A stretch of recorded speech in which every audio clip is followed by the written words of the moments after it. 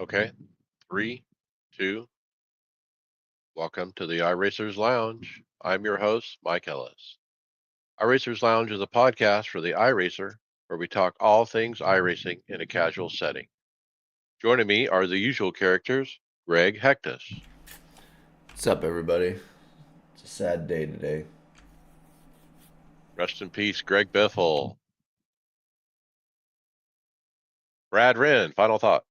Not final thought. Brad Wren, welcome. Wow, it was over before it ever began. I was thrown there. Just to say just to carry on what Greg said, sad day for the NASCAR community. Thoughts and prayers out to the Biffle family and those that are affected by the plane accident today. You never know what today brings. So hug your loved ones and give them a kiss. Yeah, very preoccupied today. John Curley. Yep, I would say the same. We can't get out of this place alive, and just sad that it happened so soon. But other than that, on a positive note, Christmas is coming. Speaking of Christmas, I see Chris Randall with a Christmas Santa hat.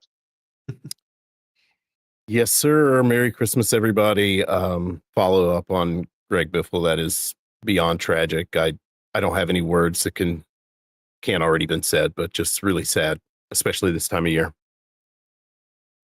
William Westbrook. Just in my line of work, what he did in Appalachia was really inspiring. So it's a very sad day for everybody. But hello, everybody. We'll hopefully do a good show. All right, and special guest, Robbie Swan. Thanks for having me, guys. Rest in peace, Biff. All right, on today's show, we catch up with the resident alien, Robbie Swan. Is motion and static monitors correct? An update on the Acetex sale. Need a triple screen DDU? 2026 eNASCAR Coke Series updates, 1 weekend and 2 patches already, tell you why we need to turn off the racing line, and we take a look back at 2025 and look towards 2026. That's right, Mike. And remember that you can follow along with us on your PC or your mobile device in real time as you listen to the show and see for yourself all the great topics and products we'll discuss by visiting iRacersLounge.com. Select the show notes. We hope to see you there. All right. Well, welcome back to the show, Robbie Swan. Thank you for having me.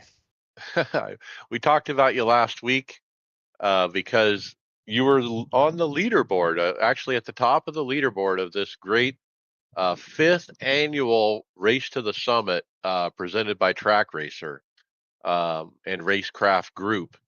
And I think I've done this in the previous years as well. I've never made it to the final, but it was good to see a familiar name up front. How you doing?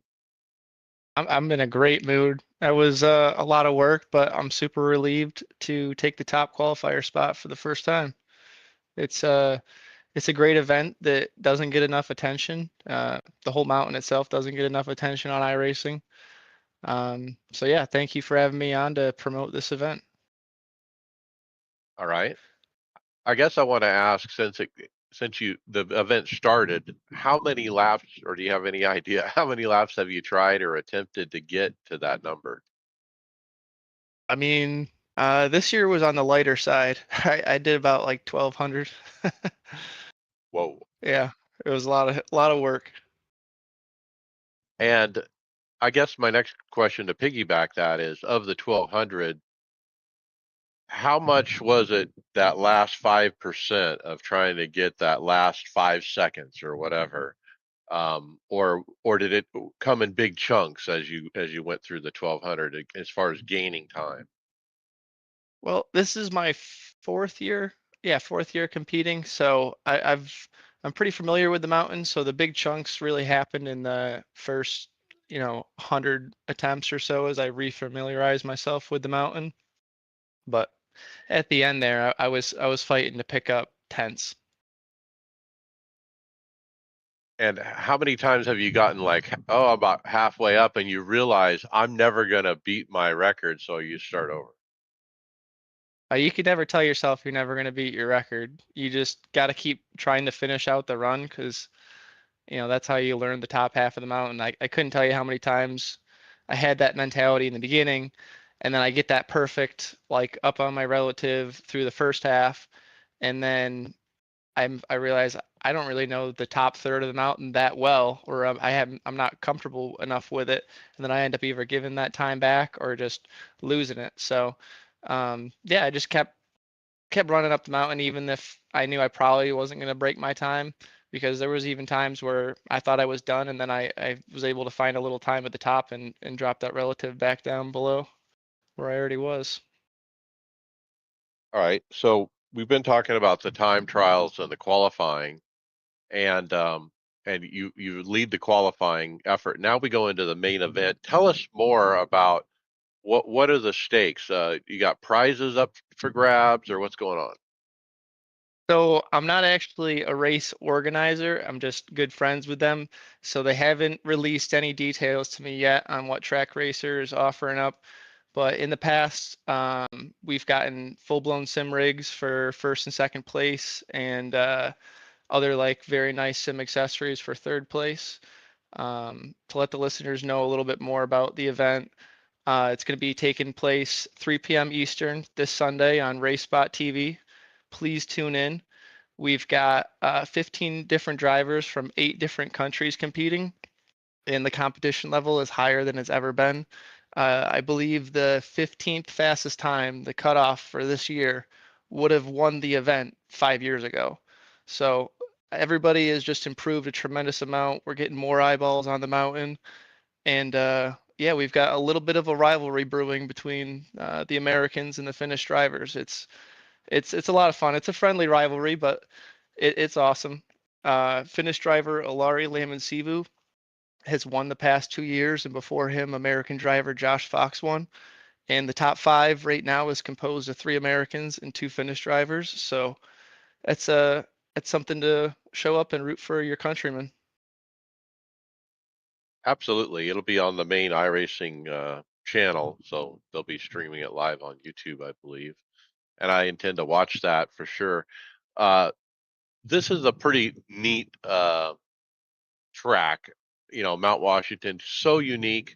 Like when I was doing my runs up the mountain on TikTok as I streamed it, my viewers are like, "What is this? Is this iRacing?"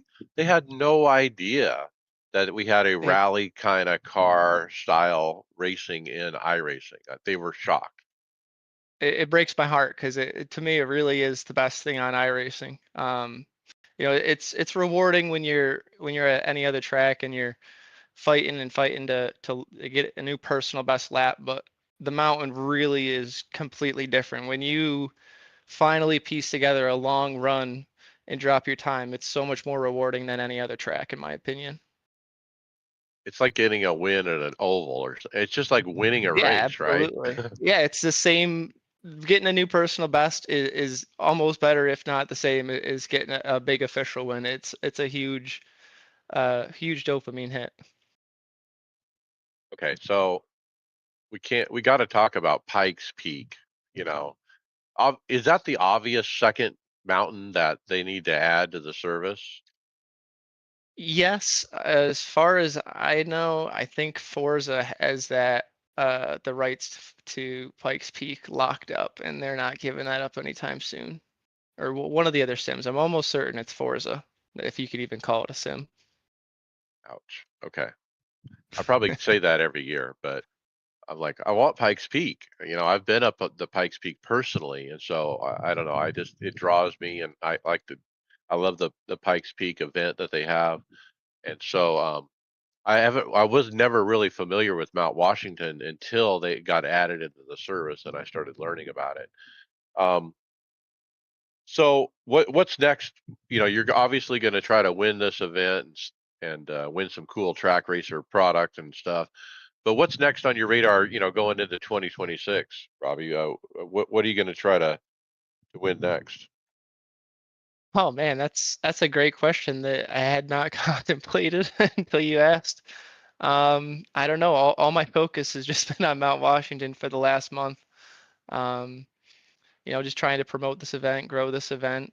If we get a lot of eyeballs on it, we'd love to open this up and maybe get a celebrity class. I was trying to pull that together, get that going with the race organizers this year, and invite people like yourself, Mike, maybe streamers like Matt Malone, Dave Cam, DJ EJ. If we can get this event big enough, it'd be awesome to invite those guys to kind of run a celebrity class. Maybe run that cross cart up the mountain. That would be uh, a fun little addition to the event. But yeah, I'm not sure what I'm gonna do next. Look, so we'll talk about my experience in the Race to the Summit event. You know, I want to participate, and I always try to in these kind of things. And I'll admit, I didn't count, but probably 30 or 40 attempts compared to your 1200. So I didn't spend a lot of time on it. To me, that's a lot of time, 30 or 40 attempts at 6 minutes each or whatever. But I ended up with a 540, so I was 49 seconds off of you on your pole. And You should now be and proud of that. it's well, look, but 49 seconds. I can't get over the mental block in my head as I mentally go up the hill and I try to think, okay, where did I lose time here or there? I can't find 49 seconds mentally. Well, after this, I'd be happy to pull up my replay of my run and you'll see it. Well, we watch it on Sunday, man. I'll be looking for that in car and put that on record. Awesome. But yeah, absolutely. I need to find those 40 some seconds. I don't think I ever will. All you guys are aliens up front. I mean, you got some huge names, like you said, Alari, and then Josh Fox, Josh Edmondson, Joni Palaniva is the top five. So, I hope you can get it. And thanks for coming on to talk about it. So hopefully people will watch. Thank you so much, and thank you for helping me promote this event. So, Robbie, Right. I'd asked you earlier. I noticed when you came on, you got the channel 199 as your backdrop. So, what's going on there? I got called up to the big leagues, so I'm happy to represent a great team. I was racing on their feeder team, Racecraft Academy. So, yeah, with my success this year with the Alien achievement and becoming the top qualifier for this event, they invited me to race under the Channel 199 banner. I'm very proud of it. That's awesome. That's awesome. So, look, I'm ignorant with all this stuff. What car are you using? Pretty much everybody's running the Ford Fiesta except for like two or three guys that happen to like the Subaru. I believe the shorter wheelbase kind of makes it more agile through these tight twisting sections, but the Subaru does have the advantage in the dirt and the high speed sections. It's a little bit more stable. Now I'm in the Beetle. Am I losing out because I'm in the Beetle? Yeah, you can chalk up a good 4 seconds, 5 seconds just from running the Beetle. I'll See, give Mike, you there you that. go. There you go, Mike. Now you can be in the 45s. Look, that's a start. 4 or 5 seconds is a start. All right, cool. Well, thanks for coming on. And hey, next time you have something big, keep in touch. We'll get you on the show again. Thank you. Absolutely. Yes. Congrats. Thank you. Just for perspective, at about average 5 minutes, Robbie ran about 100 hours of practice, and Mike ran about 3. So that'll tell you that no. I mean, listen, I can't run one. So, but that's the commitment to get those kind of numbers. You really got to be in there and do that and lock in. So, congrats, man. Thank you. And to be fair, though, that wasn't 1,200 complete runs up the mountain. I crash all the time.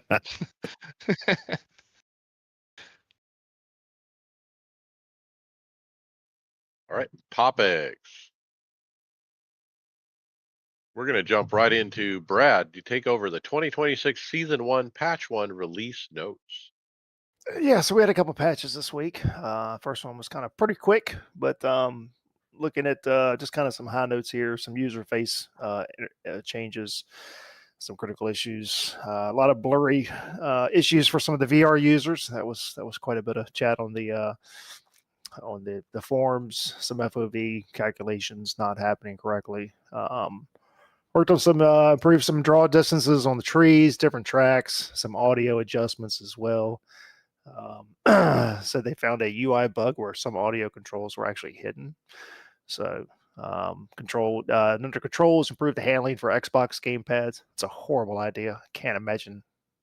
I don't even want to think about having to raise somebody with a, with a joystick. So looking at cars. A bunch of setup updates were done. Some changes to the Porsche 911 Cup, the new car, the 992.2. Because they fixed the launch RPM limiter logic's been rewritten. So some sort of harsh, high-pitched frequency artifact was left in a channel of some of the in-car sounds. I saw on the forums there was some discussion about the sounds of the car. Some updates to Adelaide, new track. Fix the slowdown penalty, as usual, have a brake marker or two that's missing. And then Mount Panorama, they actually have some, looks like the bridges now correctly block the rainfall beneath them. So it's been kind of interesting to go under the bridge and have it still raining. So I never thought about that. And they fixed some hovering objects, as there always is in every track. There seems to be somebody floating in the air, and they managed to get them all grounded. Now, I'm not sure if I missed it, Brad, but one thing I do believe they fixed too was the rain. They actually had turned that off temporarily in official sessions until the hot fix came out. Yep, that was another. We had that I think yesterday. So there was a post earlier. It says rain was temporarily disabled. So I guess they had something going on where the race servers were crashing in any event that had rain. So I don't remember looking at the schedule to see how many tracks had rain first week. I mean, I would imagine that the Rain Master, of course, did, but yeah, they apparently fixed that. So that was done. I think that hot fix was yesterday.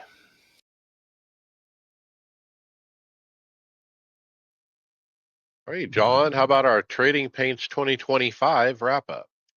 Yeah, we get this every year from Trading Paints. It's kind of fun to look at. Their 2025 Season 4 wrap up. They show us on their Instagram post the top colors used. We had a red, looks like a darkish blue, not too dark, and then a green color. Most race showroom paints was the HRT Nürburgring Special, with the artist being Jason Drabble. Then we have another stat here. Most favored showroom paints, the 2025 AO Racing IMSA GTD Pro Skeleton Rexy by Patrick A. And then the most popular painters were Don Craig, Paul Challoner, and Brantley Roden. Pretty cool.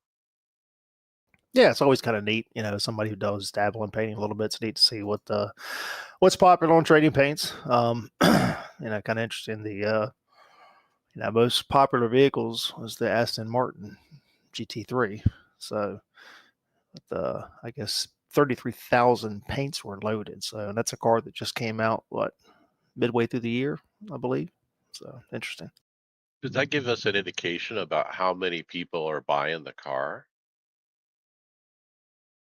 Well, I don't know that, or I mean, this is one I think this was desired for quite a while, and it's been. I mean, the car has been racing for quite a few years. Just seemed to really drag before we ever got it. So maybe just the response of people finally getting the car, wanting to work on liveries. So let's I love the say sound of that car. let's say they sold 40,000 licenses of the car, and 33,000 of those drivers used a trading paint on it. That sounds reasonable. So 40,000 out of how many people? 300,000. That's a significant percentage. I'm actually impressed. yeah, I mean, I'm one that bought it, so there you go. I guess I'm one of the 40,000. And you put a trading paint on it? You probably did. No, I didn't, because I'll do my own. So There you go. Brad, as somebody who's never done anything with paints before, do you use Trading Paints to actually do your paints? Do you do it offline and then upload it? Or are you kind of just dabble in it on their, because they have an on website tool, correct? Because Yeah, I've never done anything with them. you can do the Trading Paints Pro where you get the that one-line stuff. I used GIMP years ago. I used Photoshop before it got to the ridiculously expensive subscription program that it is now. That costs way too much. So just you can get it done in GIMP. There's a couple other programs that are out there, but that's what I use. Or you just hit up Bobby. He'll help you out.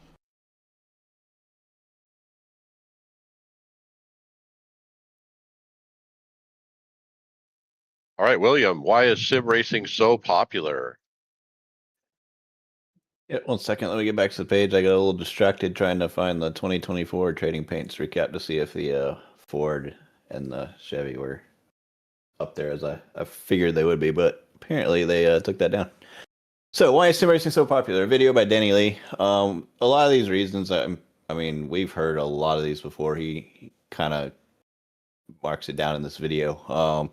The number one is just the barriers to right are much less in iRacing than real world motorsport. iRacing can be expensive, don't get me wrong, but you're spending probably the same in tires just for a track weekend or two that you are for your whole rig. Well, unless you're Mike. So Right. that's obviously the number one.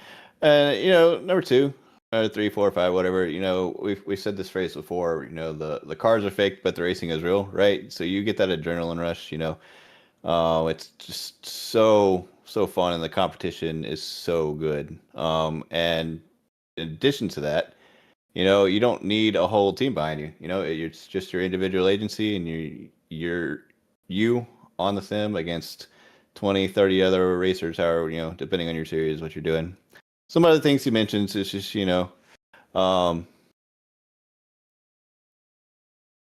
inclusivity of the grids. We get all ages, nationalities, types. I mean, we got people from Casey Kerwin, who is an alien at like 20 years old, and just super fast 10K driver. And then we've got some of us, some older guys are just gonna get in here just to have fun and go around in circles on the track for a while. Like I said, nothing too new in the video, but it was good just to kind of go through and listen to that all put together in one spot.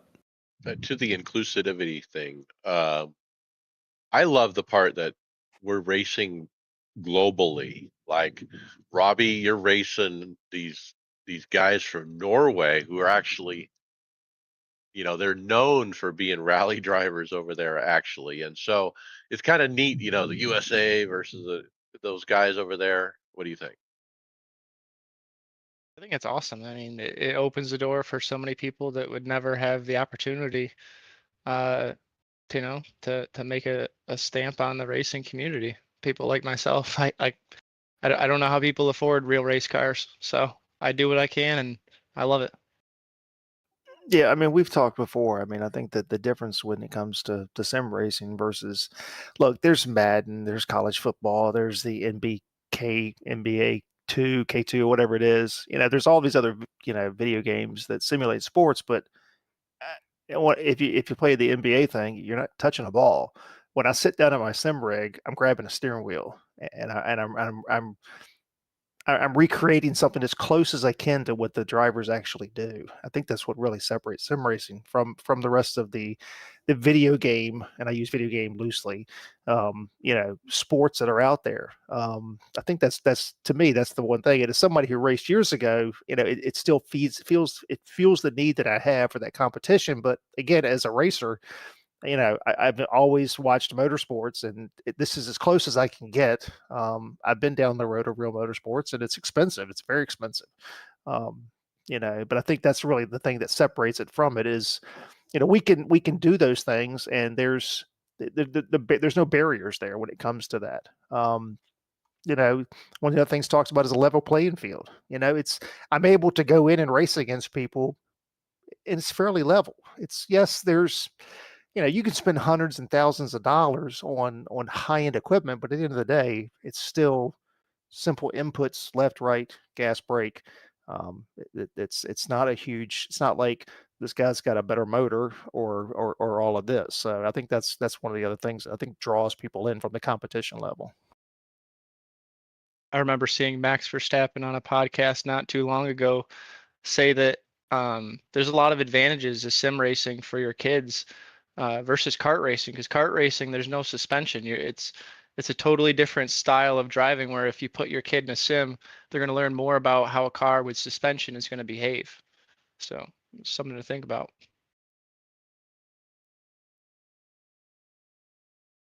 Yeah, for me, it's for my story is heavy NASCAR fan that was kind of disgruntled, and I pivoted to iRacing, and I instead of watching racing, I did the racing, and that's really how I've been over the last decade. I've kind of gotten away from NASCAR, still watch it from afar, but I'm not watch. Back in the day, I used to watch the practices and the qualifyings, and I would videotape everything, and I'd watch it on 1.5 times speed, and I wouldn't miss a second of anything. But now it's just like, okay, I'll look, get a highlights reel or whatever. Well, yeah. I mean, why watch it if you can do it? Right. I find more value in doing it. And then this week, I'm hitting on all cylinders with the MX5 Cup at the Ringmeister. I got 4 wins, and when you get that win and then you go back it up and you get another one, it's like adrenaline hit every time. It's like I'm on drugs or something, and when you hit those wins, it's such a natural high, and I'm just like, man, I want more of this.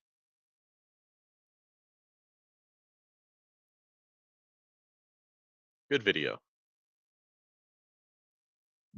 Okay, Chris, how about, is this lie holding you back? Yeah, so this was a video by Jaxer. He always puts out pretty good videos, but I'd say over the last 6 months to a year, he started incorporating some psychology of racing into his videos. And this video, I watched it earlier in the week. Basically, he's saying that there's a change that happens when you become from the hunted, or from the hunter to the hunted, where you're trying to overtake somebody and you're really worried about your line. You're getting in there, and then when you pass them, you're worried about where they're coming over. It's more the reward of winning is way less than the fear of losing, basically. So you're practicing loss aversion, and he said, that really disrupts your rhythm over the course. You're not paying attention to your line anymore, but you're stuck in the dirty air.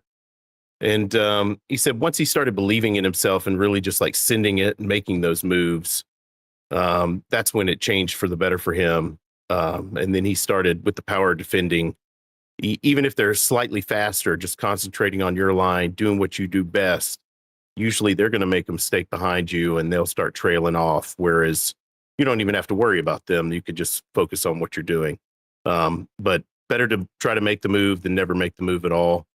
But his video is always really good, kind of two sides of the coin of the physical and the psychological of racing. So good video. Yeah, no, it's. I think it's real quick, Robbie. I think it's just he brings up some good points. I mean, I know that if I'm chasing somebody, I will turn better laps until I get in front of them. Because as soon as I get in front of them, then I start looking in the rearview mirror and I start looking at my delta, and I'm like, oh my gosh, I got to keep behind me. And then 9 times out of 10, what do? I miss a corner. I miss this. So he's spot on. I feel like you see that kind of timid behavior from new sim racers who are too overly focused on their safety rating and just wanted to fast track themselves to an A license. I always tell new drivers, don't be in a rush to just get to an A license. Spend your time racing with not as talented drivers. It might be frustrating when they make mistakes and wreck you, but that's where you learn. You got to learn how to pass people and pass people the correct way in those lower ranks, or else when you get to A class, you're going to be scared to pass people. Oh gosh, preach it, brother, preach it. Well, this is a great video. It describes my entire iRacing career. I've got Same. 1,100 races. I think I've won 10 times. And it's because of this loss aversion problem. I, I keep thinking in my head, just don't crash. Don't crash. Well, if all you're thinking about is don't crash, then that means you're not thinking about passing people and winning races. And that has been my problem for the 2.5, 3 years I've been on this service. Right. When I spot for you in a NASCAR race, John, I got the impression that you would wanted to wait, kind of see how it goes and this and that. And I'm like, no, you need to go now. I was like, I was pushing you to drive a different style than what you were used to, right? Absolutely. Yeah. It makes a difference. I just can't get over that fear of, the fear of crashing is more overwhelming than that desire to win. I got to flip that switch. Yeah, I found myself doing this a little bit coming up, probably around the 2,500 mark, and it wasn't my safety rating I cared about; it's my I rating. Let that get in my head a little bit too much. And unless I was much faster than the person in front of me, as long as I wasn't getting pressure from behind, I was kind of just content to ride as long as it was a decent spot, right? Like I wouldn't do it for 20th, but if I was in the top five, I'd kind of just be content. I'm still too timid sometimes, especially on lap one and two. I get past a lot there, and I mean that might be a good thing a little bit because I'm not getting involved in that mess, but it's also cost me a fair few spots just really early. So I recognize I still am a little bit too conservative sometimes, but yeah, I definitely understand what he's saying in the video. Okay, let's keep moving. We have a quick hit here, a screenshot submission time. December 29th, we're going to be showcasing the favorite iRacing screenshots. Members can submit your 5 favorites here, and they give a Google link for you to upload your screenshot. The form will close Monday, December 22nd. So you can get the link on the script or on the Twitter of iRacing's Twitter. You guys have any shots to upload? Or I was kind of looking through my phone and I didn't have anything good. Nothing for me. I always want to try to get into editing videos and pictures and stuff like that, but I just never seem to ever find the time. Hey, Brad, how about a great suggestion? Yeah, so we had a post from on X from iRacing showing a blistering lap around Adelaide circuit and the Delara IndyCar, and then so got a retweet from Scott McLaughlin saying this could be us IndyCar. So obviously Scott wants to take the IndyCar down to Australia and turn some laps at Adelaide. So it would be interesting. It's quite a crazy circuit, but the IndyCars probably would be pretty good around there. Yeah, it's a pretty neat looking lap that the guy put up, whoever is driving. But it's neat to see an actual IndyCar driver pick up on that. He's from down under, and it'd be kind of neat to have that on the schedule.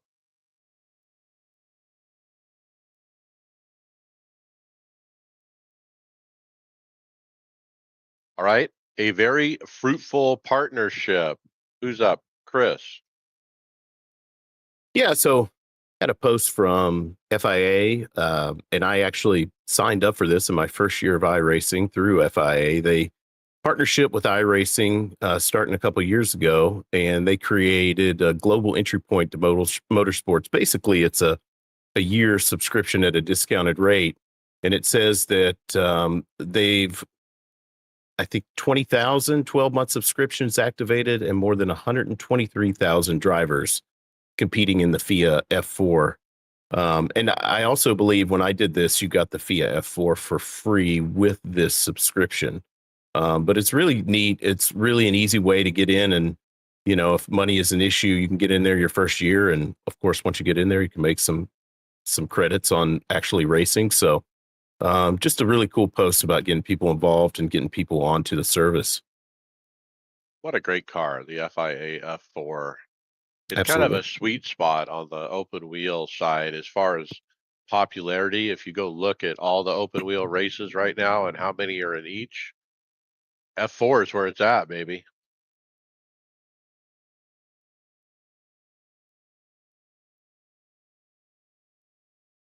Okay, John, so close to almost perfect. Yeah, this is we've got a post on Instagram here showing the new Porsche 992 Cup car. And the poster here is walsh.usa, but it's showing a video. So it's a dual video. I think on the top is the car going around the track in iRacing. On the bottom is a matching video of the real car. At least I think that's what it is. They look so close, it's hard to tell. But it just shows you, just how close what you see in iRacing is to what the real drivers see in a real car. Hard to tell them apart. So this is Chris Walsh, and I do believe he's an actual Porsche driver. And so, yeah, his quote here is, "The front end is much better and more direct. My favorite thing about the new car is how much they improve the rear end. The grip is there and it communicates well to the driver. You have a much better sense of where the limit is with the grip all around with the new car. I'm really impressed and happy. I avoided the Cup car in the last generation, but this new car is all I want to drive now." So scrolling through the comments, I'm glad to see that Chris Walsh does say what we all said here. Someone said the front end's like a trampoline. He's like, yeah. He said the set is a bit too harsh off the curbs. So she is quite bouncy on the front end. So I think if they can get that fixed, things would be really good.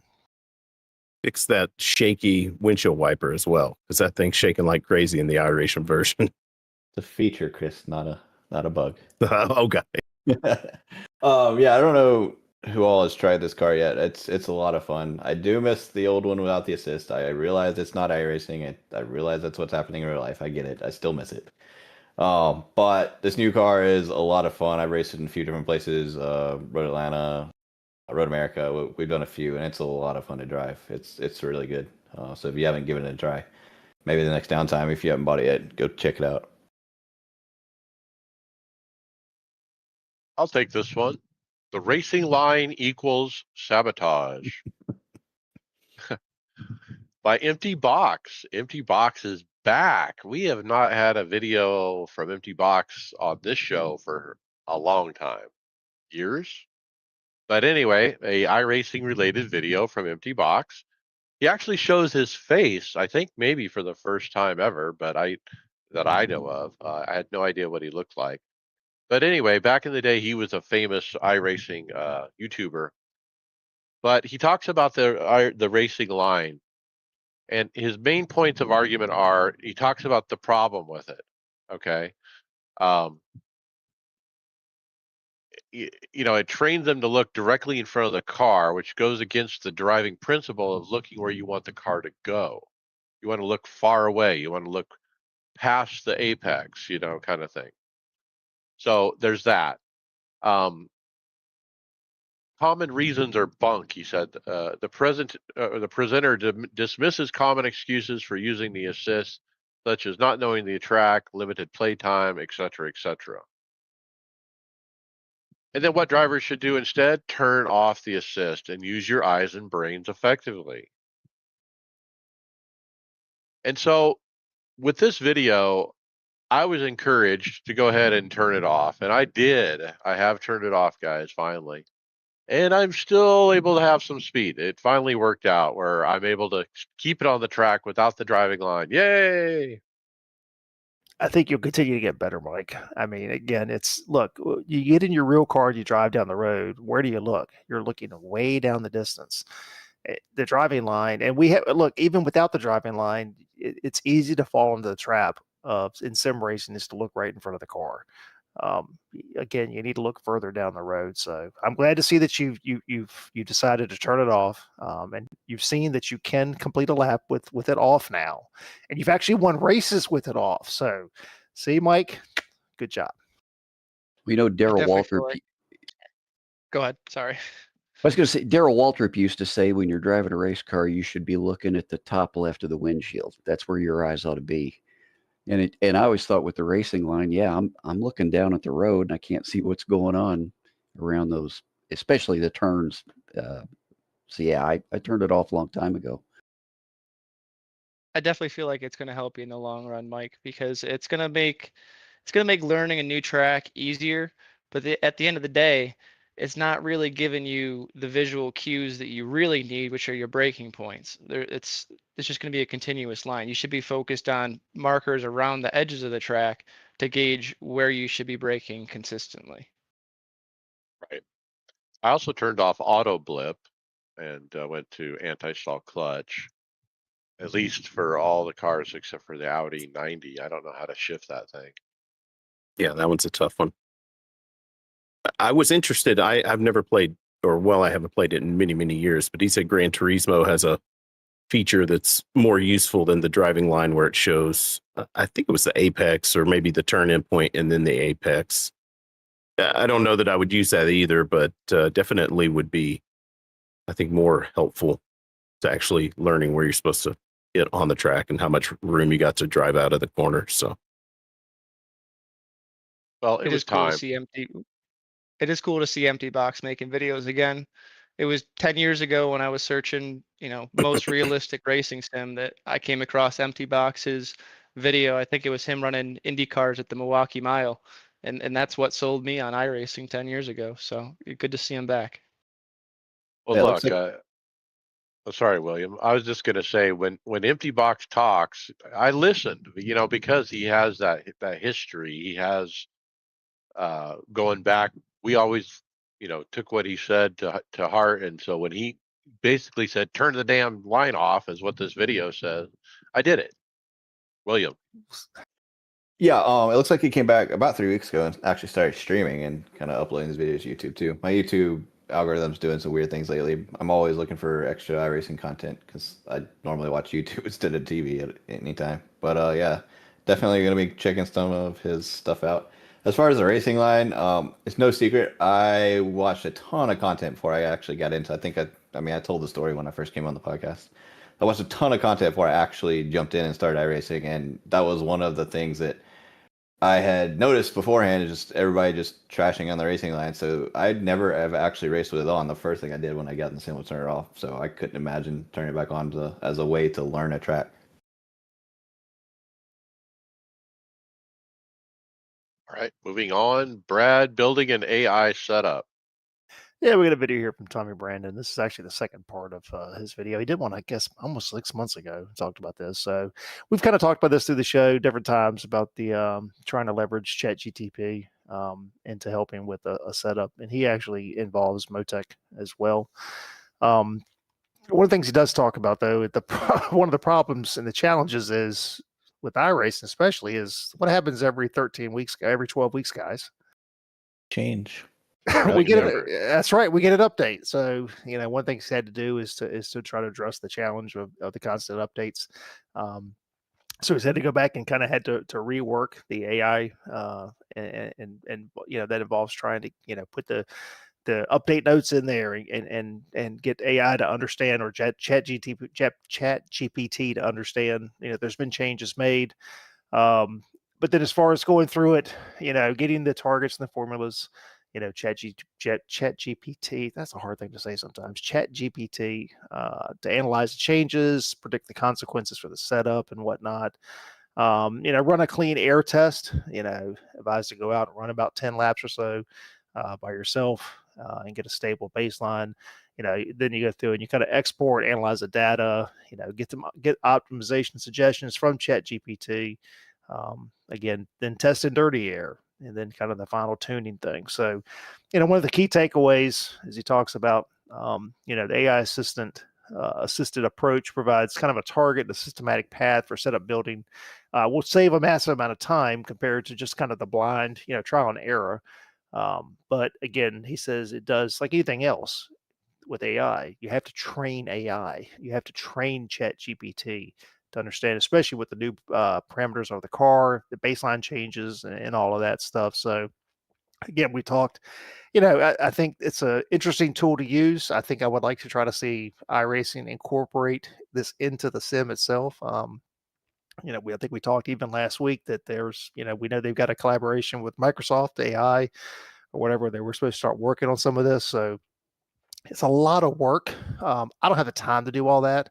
to be honest with you. But I'm sure there's a bunch of people that they're going down this road, and we've had some guys on the team that have spent some time. I know Donnie did. I think last year kind of used Chat GPT or AI was as he was working through the GT4 setups and stuff like that. Look, if you want a tutorial on how to incorporate AI into setup building, this is the guy to watch. I mean, he gives you exactly what to do. He shows you on screen, so any fool can figure this out if you just pay attention and take note. But like Brad said, this takes a lot of time, to do this kind of thing. So as Brad was talking, my thought was, when are the setup shops going to be AI driven?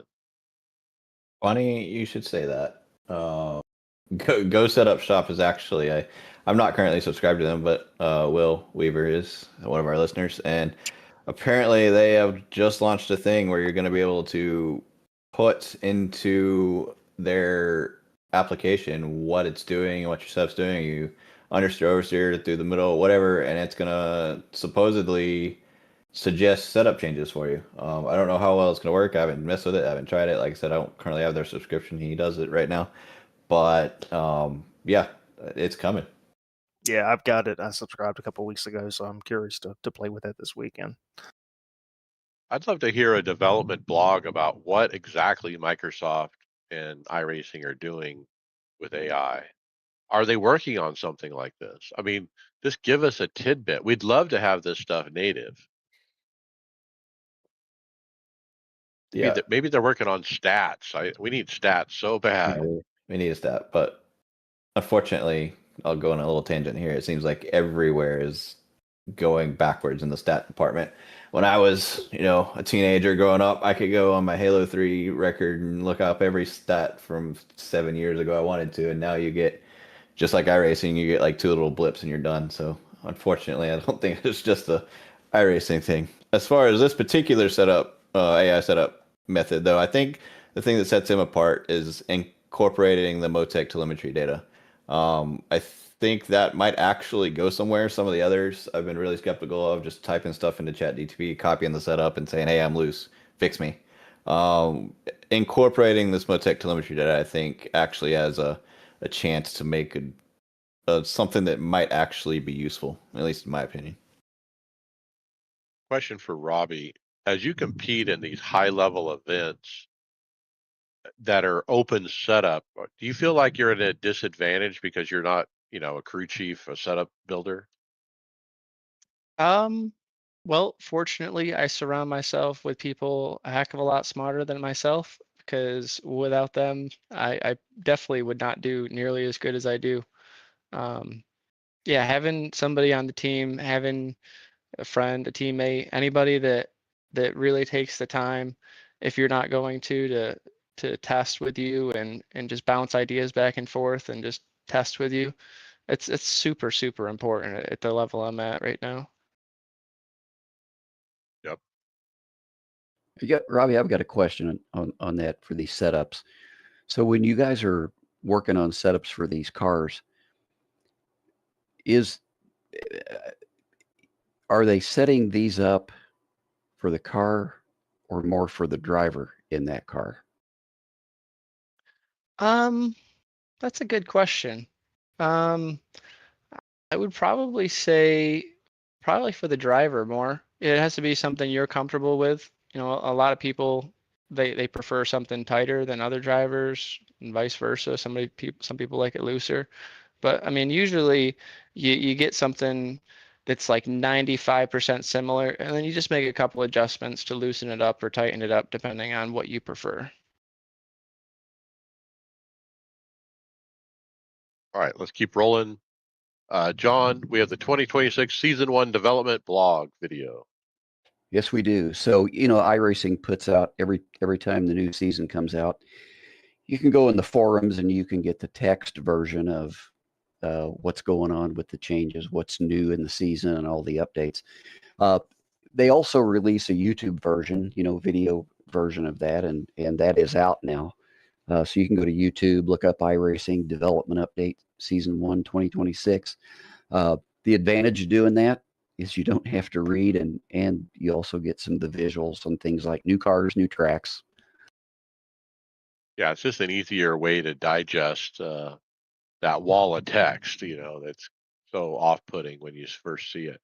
But yeah, it's only 12 minutes long. Check it out.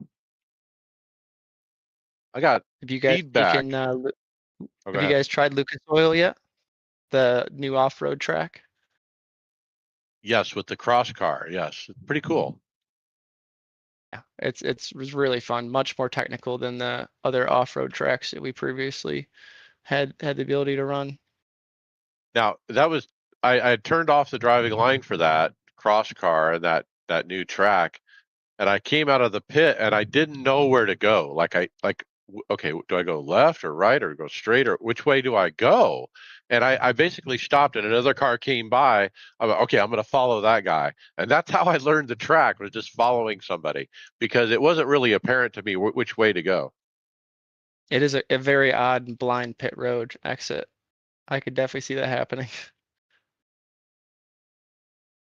All right, going to the mail box, we got some mail from a listener. Listener feedback from Jeff Wubker, and wanted to say, totally agree with Brad on the driving unpurchased new cars thing during week 13. Entitlement, key word. I'm 65 and I didn't grow up in an era of expecting anything for free. The claims he makes that it would make more revenue for iRacing, how the hell does he know? These are cars that are modeled after real life race cars, and this is the closest 99% of us will ever get to driving them. The most endorphin stimulating time of new content and of a car/track is the first hour or so. I'm an 80% plus content subscriber, and I purchase content for the privilege to experience these things, whether I participate in a race or not. And he goes on, but thanks, Jeff, for the feedback. I guess he agrees with you, Brad. Yeah, look, like I said, every time they do an update, we get the whatever it is, I can't think of the name of it, for 24 hours now. So again, yeah, I don't completely agree with, you shouldn't get to try new content. There's a reason it's new. I like the idea that I can go on and during that time and I can try stuff that's been released for a while and I don't own it. I typically will jump on and try something, and a lot of times, yes, that has spurred me to purchase it. But again, at the end of the day, we talked last week that there's so much other stuff going on in week 13. The last thing we need to do is open up every bit of content to every single subscriber. My gosh, the amount of things that would probably go wrong. I don't even want to think about it.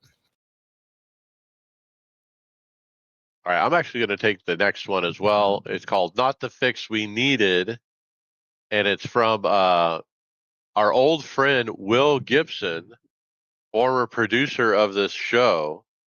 And Will Gibson is dressed up like a Shrek driving the new FIA cross car. And he goes through a race on this and he shares his thoughts on the new FIA cross car and what does it mean for dirt road racing. His conclusion basically was it's not going to be a game changer. He thinks it's going to be populated here at the beginning, people trying it out for the first time, but he doesn't believe it's going to drive participation, which is kind of what he was hoping for. I certainly hope he's wrong because I have a lot of fun racing those. I haven't tried them. I need to. I've never done anything more than probably tried 2 or 3 minutes in the Beetle on the dirt road and was like, yeah, this isn't for me. So I guess I need to get out there and try these things.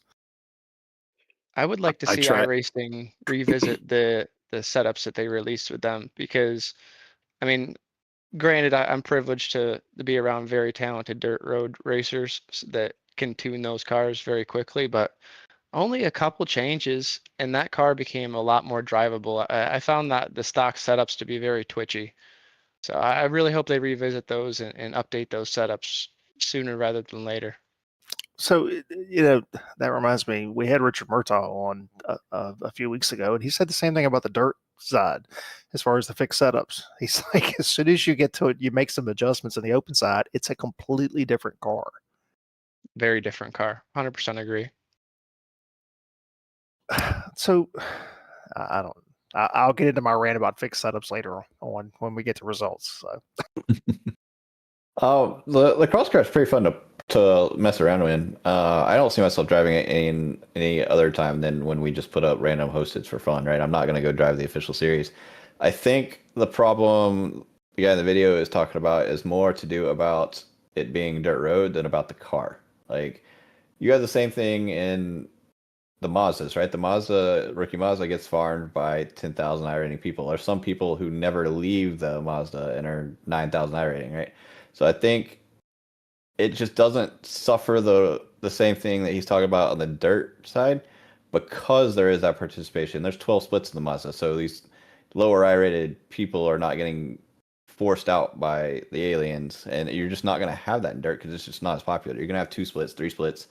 I haven't looked at this car. I don't know what it's actually splitting at right now, but I think it's more to do with the series than the car. iRacing really did the dirt road community dirty by not releasing any new content for 5 years. That on top of what you're talking about, the people that just run, you know, certain cars specifically, it's intimidating to hop in it and not really be competitive at first because these guys run every week. But you know, it was not good for them to just ignore dirt road for 5 years, and that's just crazy. And that's hard to keep a series going. I mean, I know a lot of people that really enjoy dirt road that just stopped doing it because they got bored. Is that due to a lack of a series or a sanctioning body or a sponsorship or something, you know, that's kind of lacking right now on in the real dirt road, you know, at least here in the US? I definitely see that being the case. That definitely does not help things. But on the professional side of things, there are very well organized dirt road series. The World Championship for the Truck Series. We just ran another iRacing Rallycross World Championship. So there really is on the upper level, you know, good organized competition with like very large prizes. But yeah, you're probably right. The lack of a real life Rallycross series does not help. All right, moving on to contest winners. Chris Randall, what do we got here? Yeah, so season 4. Oh, made sure I'm on mute there. Season 4, 25 contests. Could win prizes from Track Racer, Sim Shop, Falcon Tire, and Sim Lab. And then they kind of go through all the winners here. Track Racer, Eric Rux, Sim Shop, Kevin Landa, a few people from Falcon, and then Sim Lab, Pablo Blenda. I did not read through the forum, so I'm not sure exactly what they won. I do know that they also recently announced new prizes for the new season coming up. So always cool. I remember maybe a few months ago, Nick Nebon said he won like a set of tires he didn't even know was coming his way from one of these contests on iRacing. So always cool to see them giving something out to the community. Yeah, there were 5 sets of Falcon tires won. That's 2 what it sim was. rigs. Okay. Yeah, 2 sim rigs and a Simagic Neo X. I mean, you're talking $6,000-7,000 worth of prizes here. Yeah, every quarter they got some good stuff going out the door. Look, you guys got to participate, you know, like get those logos on your cars. All right, 2026 eNASCAR Coca-Cola Series. Let the countdown begin. We have a schedule released and of what's going to be happening with the qualifying series and the actual Coke series. As far as the format is explained in a second post here, where the qualifying series is going to run February to April, and that will lead into a free agency, which will only last 3 days, May 11th, 12th, and 13th. And then they'll start the Coke series after that. And so what's different this year is in the qualifying series is they're splitting those 11 races into 3 groups. The first 4 races, the truck. The next 4 races, the Xfinity car. The last races the Cup car. So and so they're going to run all three NASCAR vehicles through the qualifying series. They'll take the top 30 point scorers into free agency. Top 20 from current season are auto promoted. So if you do the math, you'll realize that 10 people are going to get left behind during the free agency. So you have 30 coming up. You have 20 from last year. That's 50. They're going to do free agency for 40. And so 10 will go home. All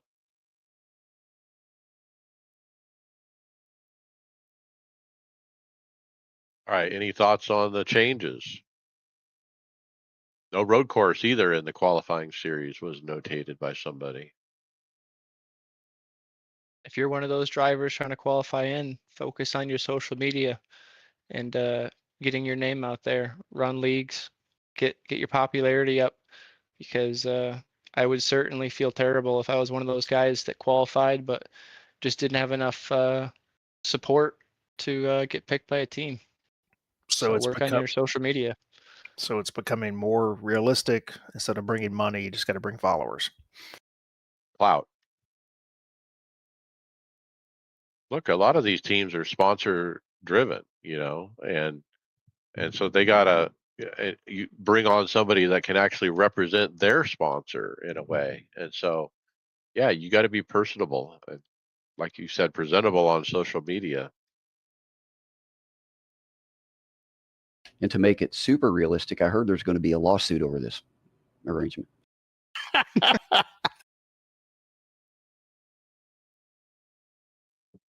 William, how about Miami International Autodrome? Yep. So iRacing put out one of their videos about the new content that has been released for this season. We talked about this last week a little bit. They did a beautiful job with it. I've raced it. I haven't raced it, but I've been on it a couple times now. In answer to your question last week, the little gondolas do not move; they are stationary. That's disappointing. Yeah, but other than that, I mean, it's just one of their promotional videos, and it again, do we talk about Adelaide anywhere in the script? No, we don't think we've seen a video of that yet. Okay. Well, I'll go ahead and plug it a little bit. I have not raced Adelaide yet, but man, that thing looks like a blast. Like I said, my YouTube algorithm is doing its thing right now, and I've watched a few people race GT3s on it. I guess it was one of the week 13 things, and then somehow it was just playing to the next video, and I got on a Pro V8 Supercar League they were running in Adelaide, and man, I'm gonna buy it soon because it looks like so much fun. It's not multi-class friendly at all. It's definitely single class, but looks like a great track. So both these tracks that came in Miami and Adelaide, we talk about how every season update can't be a complete banger stuff. We can't have rain, something the magnitude of rain coming out every quarter. So it was a little bit on the lighter side, but what they did provide with the new Cup car and these two tracks, I think they did a really good job. The streams I kind of saw on social media I saw about Miami was it was a wreck fest anyway. Everyone was wrecking. That's week 13. I don't put anything into that really. I hear a lot of people having frame issues with Miami. Yeah, I think you're going to see that going forward too. It was a big thing with Mexico when it came out. It's just, as they started to look better, it takes more power. Is it because it's a street race situation with buildings and all that, or is this no matter what kind of track it is? I mean, I think in addition to just the graphical quality going up a little bit in these new, at least it seems to me, in these new releases, there is a lot of stuff both in Mexico and Miami, a lot of stuff being rendered in the background of it. I think that has a little bit to do with it.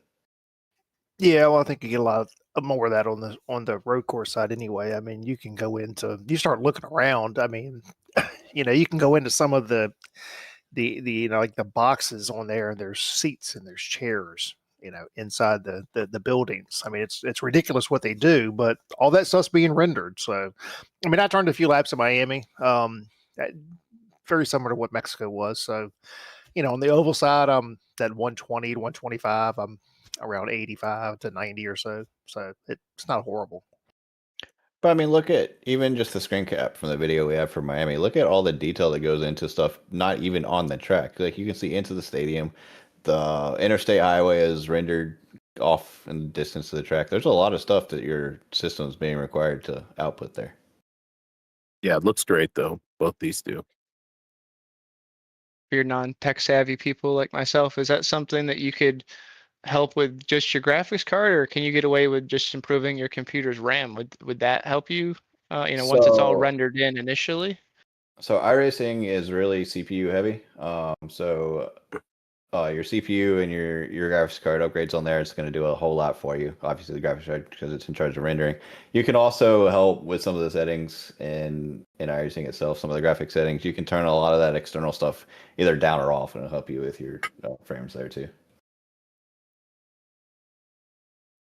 All right, Brad, 2025 season 4 in the books.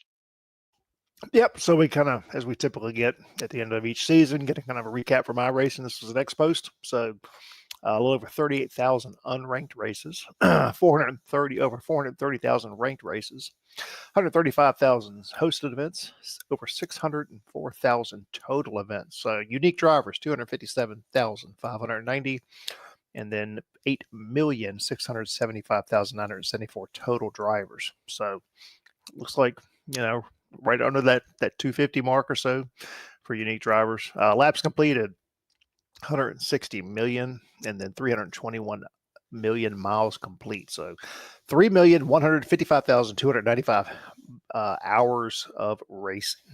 So glad to see that the unique drivers is in that 2.5 million. That 257,000. That's a huge number, I think. Not sure how some of the other platforms would stack up to that, but I can't imagine many of them are going to come close. I feel like it's gone up 50,000 since this time last year. I feel like 200,000 was mentioned last year, if I'm recalling, a year ago, but it seems like it's still steadily just grabbing people and getting more people on the service. I feel like it was this year iRacing made a post that they had 350,000 active memberships. So I expected that number to actually be higher. I was kind of concerned that it was dropping. I don't know, unless there's 90,000 people that have a membership that haven't raced all year. It's a little confusing. A race for the season. Yeah, it could be. Yeah, it's Okay, just one. that Yeah, makes it's just sense the for last season. Yeah. I see. My mistake. Yeah, I mean, No. I just think team wise. I mean, look, we've got 2 or 3 guys that, because of stuff going on, really haven't raced at all. Greg hasn't raced. Tom hasn't raced. So I mean, that's just 2 or 3 guys alone, just out of our 10 or 12 guys. So we also got individual stats in the iRacing app, and we shared those as a team in the chat. And I think we concluded that it doesn't include NIS numbers, which is disappointing, iRacing. There's no reason in the world you can't, do a query or something and get the right numbers. Why would those not be a part of it? They're tied to Is there season something I'm 1. missing? Yeah, so if you go look gotcha. up stats Gotcha. for NIS, you have to pull up season 1 stats. I understood. It never leaves season 1, the whole 36 weeks season. But there's several NIS style series now. It's not just the NASCAR iRacing series. There's the super late one and so forth. The Dirt has a version. And so all of those races are not being counted in this number.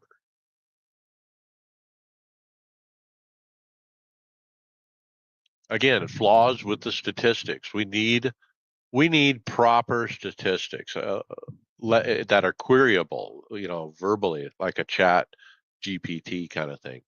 Hey, I want to see how many races have we run in season 4, including all the year-long series.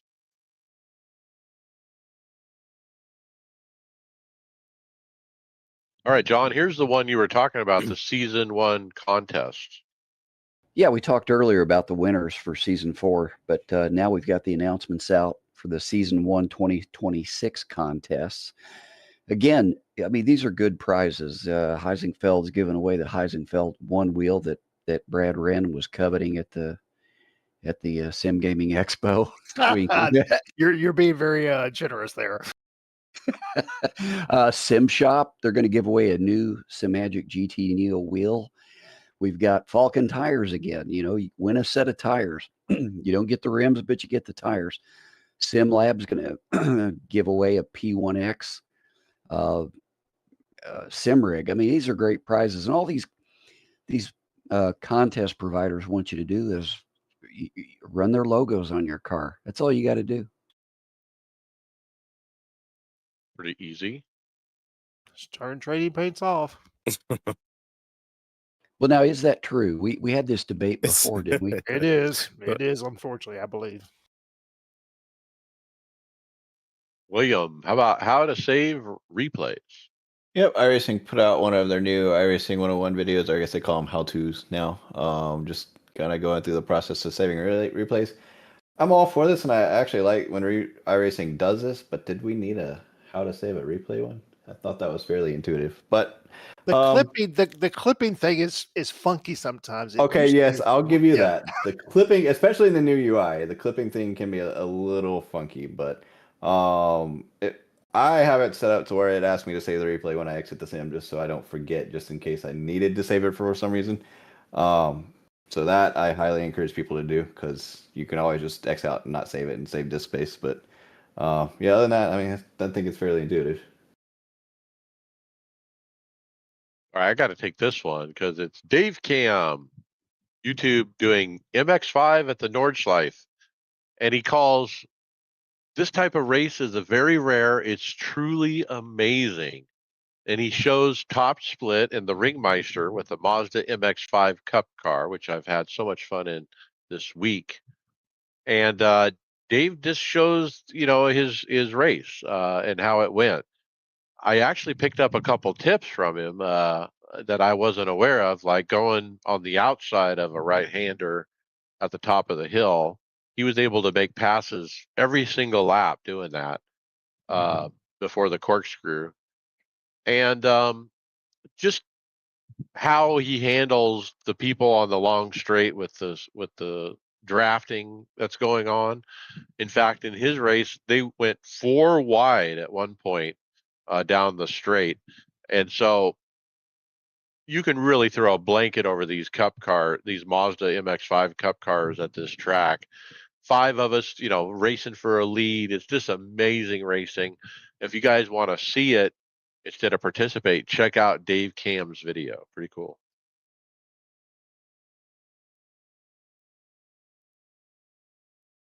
Okay, Chris, how about Christopher Bell talking sim racing versus on the track? Yeah, so this was a quick hit from Joe Gibbs Racing with Christopher Bell talking about the mentality of being in the sim versus being on the track, how easy it is to hit the reset button. Whereas when you get out on the track, that fear is real. And he specifically cites the Chicago road course about how tight that is. But, I think he also talks about Phoenix. He goes, you can just drift around there and get speed on the sim, but you're not going to do that in the real race. So there is that fear of death that kicks in when you're out there 200 miles an hour going through these tight spots. So, but it's nice that we don't have to worry about that. So, yeah, how he talked about you had to kind of build up to a fast lap at Chicago. Like you can't just go out there and knock one off. You got to build up to it. Yeah, a key difference. I don't think we'll ever replicate that, right? I hope not. Not for me anyway. William, when World of Outlaw pit passes. Yeah, so I'm surprised this wasn't in the contest thing. I guess it's just because it's only for a limited time. It's not a full season, but they're giving you a chance. iRacing and World of Outlaw is giving you a chance to win pit passes to one of. Let's see, I read this earlier and just went out of my head. Well, one of their events of their choice. Well, oh yeah, there it is. So automatically enter to win a pair of pit passes to an event of your choice. All you have to do is compete in any of the remaining World of Outlaws Pro, Road to Pro, I think they call it, qualifying series on the schedule. Do that once, and you are automatically entered to win. And the super late models, December 30th to January 1st, are at Asiago Speedway. January 6th to the 8th are at Cedar Lake. The 13th to 15th are at Eldora. And the 20th to 22nd are at Fairbury Speedway.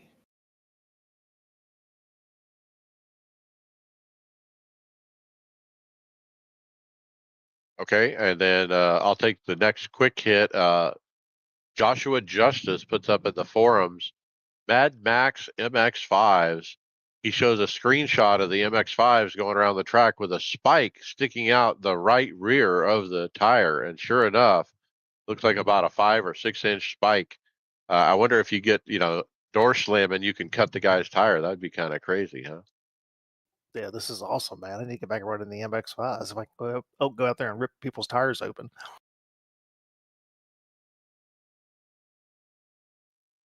Okay, Brad, what does Simcraft think about motion and static monitors? Yeah, so we had an Instagram post here from Simcraft, and I did not get what this guy's name is. I'm assuming he's probably the founder of Simcraft, but he spends quite a bit of time talking about it. We had this discussion, if you guys remember, when we were at the expo, about all these motion rigs and static monitors. And I'm like, that's interesting. Because to me, in my head, to get on a motion sim, I would think I would want the screen to be moving as well. And he's making the case that, and I think he's right. And I think this is why I brought this up, that if you're going to be feeling motion, then the screen needs to be moving with you. You're strapped in a car, and he brings up the point that the mirror, where the mirror's in relation to your eyes and how you look never changes. Where you're looking out the window doesn't change. He talks about Eau Rouge, and he says if you've got static monitors and you've got a rig that's moving, as you go through Eau Rouge, you dip down and you come up. Well, if the monitors don't change and you're in motion, well, then you got to adjust your eye level to where you're at. So I'm glad Chris came back on, because Chris now has motion. Nope, Chris now has motion. So, and I know Chris has static monitors. And again, I don't know if there's a right way or a wrong way, but to me, I think he makes a very good case for the reason that Are we on the Simcraft video? We are, of why you need your monitors to be moving with your motion, as opposed to monitors being static and motion. I watched this. It's one of the lessons I learned setting mine up. But the good thing with the Cubic is they have a software called Screenway, and it takes control of the cockpit camera in iRacing. Now, the software has to have that ability, but it does move with my motion now, because when I first did not know about this feature. And first off, motion, that's a whole nother topic I'll get into after the new year. It's not what I was expecting. It's not bad, but it's a whole nother ball of wax. But when I first got in, it would be disorienting to see it just stay static. I tried at first. I was like, well, maybe I need to turn the neck bounce on, or look to, the apex or whatever on, depending on the sim. None of those worked. They all felt artificial. I went back in Cubic on their Discord, and they have Screenway, or for VR, they have VR Way. And this is software they've developed that syncs the two up. So now when I go into, I think he references at Spa, and he also talks about Daytona, I could go on there. I basically parked myself on Daytona or Talladega or whatever on the banking, and you can set these settings where your screen is set up where your actual motion is. And then from that point on, it's going to move back and forth with you. It does have like a smoothness slider that helps, because it can be quite jittery if not. But now, basically, I have big enough screens too. I mean, I have 55s like Mike. So I think if you were on a smaller screen, this may not work quite as well, because you'd be cutting off parts of your cockpit. But for me, I pretty much maintain my full field of view, but everything moves in sync with the motion at this point. So I definitely agree. If your monitors can hold up to the getting, it shakes. It's pretty violent. If they can hold up to it, I definitely would say mount them to the motion rig. But if it can't, then this is a pretty good solution that Cubic has. I worry about all the other brands that don't have that. Like everything over at Podium One, like a lot of those really high end rigs that were not SimCraft were on static monitors, and so yeah, you gotta dig deep and think about, am I doing this right or not? Yeah, if I didn't have my 55s and I was just buying the motion to begin with and the monitors, I would have probably, and I do have some 32s I got originally, but I would have had those as close as you can get them. But when you don't have motion, the 55s are great because it basically fills your entire field of view. You feel like you're in a vehicle the whole time. So Right. Moving on, John, is iRacing too expensive? Well, not according to Matthew Wise. He did a forum post, and he does a quick analysis of the cost of iRacing. You know, with a lot of people complain, I got to fork out money for this car, for that track, but this guy's been a subscriber since day one, apparently. I mean, going back to 2008, he owns everything. I assume this guy's bought every car, every track. He has spent a total of $4,091. And I assume that includes subscription fees. You deduct from that the credits that he earns each season. That's $185. So his total output, $3,906. All right, here's where the math kicks in, though.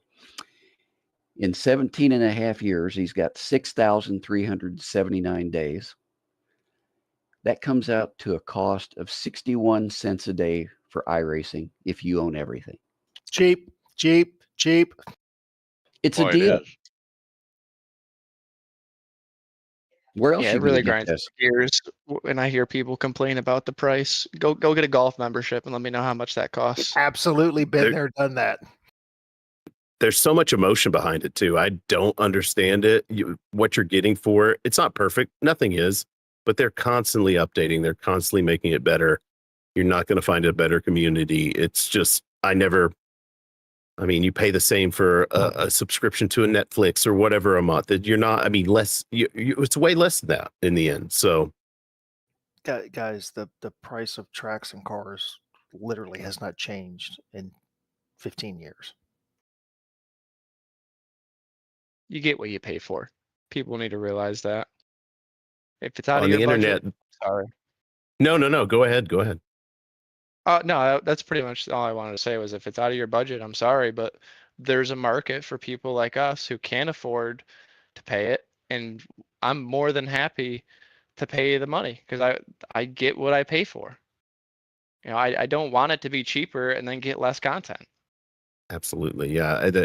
The comment section would be, well, it's sunken cost fallacy. You just feel bad because you've spent so much money. I'm like, I enjoy everything I've gotten. And there's no, iRacing cabal where they're just stacking money away somewhere from all these tracks and cars they're selling. They're putting it back into the business. So, I mean, I don't think I've ever seen a community or a gaming community where there's so much interaction, so much attention to problems that come up. I mean, I don't see the complaints.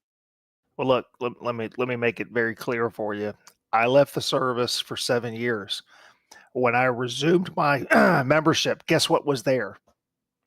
Every All your single stuff. thing I had was there. It was updated. I did not have to go back and buy another piece of anything. Every track, everything had been updated to wherever it is today, and I never had to spend another dime. So there you go. This reminds me of how good a product this really isn't. And you got to give kudos to John Henry and Dave Kamer, the two brains behind it, who, thank God for John Henry to put up the initial funding to get this thing off the ground. But at this point, with 350,000, subscribers at, as this guy says, at least 61 cents a day, it's self-sustaining. They're growing, but they're not stocking away the profit, like you said. They're reinvesting it right back into the product. We got new graphics engine coming, which is major. That's going to take us into the next decade. So it's cool to see that this is going to be here long term because we're all invested in this at this point with all the hardware, right? Well, yeah, and 61 cents a day doesn't include the hardware, and we do spend a lot on hardware. But even with that, so your hardware, is that going to take you up to an average of a $1.10 a day? Still cheap for what we get out of it. Go pay $80 to $100 to play around the golf. Pay $700-800 for a set of golf clubs. If you don't pay that, then you're paying $350-400 a month for a membership, and you're having to walk, having to buy balls, and all that. Trust me, this is cheap. Go shooting a gun. See how cheap that is. Oh, Get it's cheap. It's involved in cheaper. that. It's cheaper than it used to. It was a few years ago when you were paying $1 and something a bullet. All right, let's jump into events. Brad, Chili Bowl. Yep, Chili Bowl. iRacing presents the 2025 Chili Bowl Nationals. So this kicked off on Tuesday the 16th. We'll run through the 21st. So actually, I'm sorry, Monday through Friday. Time slots again each day, 10 a.m. and 9 p.m. So remember, this is your where you're setting yourself. You got Super Sessions going to be. It's going to be Saturday, 10 a.m. Eastern, 9 p.m. Eastern. Take the top 60 overall. So. If you're a dirt guy, this is what you want to do. I've got a list here, link to the forum post where it's got all of the different mains as the week goes on. So we're on the tail end of this, a little late on that, but hopefully those that like the dirt stuff have been able to get their times in and can hopefully make the top 60. Yeah, and then the big race to the summit. Robbie, tell us one more time about that. This Sunday, 3 p.m. Eastern, on Race Spot TV. I'm not sure if iRacing will be sharing that link, but if anything fails, go to YouTube, go to Race Spot TV, 3 p.m. Eastern. All the drivers you see listed in that top 15 are going to run in reverse order. Everybody gets 3 attempts, and yeah, come check it out. It's a very unique event on iRacing, and it's just the best. Now, is everybody going one at a time or at the same time? It's one at a time. They stagger us, so we're all in the same session, and Race Control, I believe, launches us in 30-second intervals. And Race Spot TV does a very, very good job. They're top of the line broadcasters. They do a great job covering everybody and watching the wrecks, and then also focusing in when they notice somebody is down on the relative, looking like they're going to put in a good time. Nice. And then the production car challenge, William. Yeah, December 2nd, 19th, and 20th at Virginia International Raceway. It's a production car challenge special event. Standard special event times with the 5 time slots, and with the regular production cars, the BMW, the Clio, the GR86, and the Mazda MX-5 Cup. Not something I think I'll be doing. It's not my favorite cars, and Brad might kill me, but VR is not my favorite track either. So Stop it! It's a wonderful track. not my cup of tea, but I think, is this the last special event of the year, or do we got one more? I think this is it. Okay, yep. So if anybody's interested, hop on over. 4 hours? Ew. Yeah. I was thinking about running this, but I ain't going to run 4 hours. Maybe if somebody wants to team up with me, I could probably do 2. All right, and then Brad, this weekend iRacing.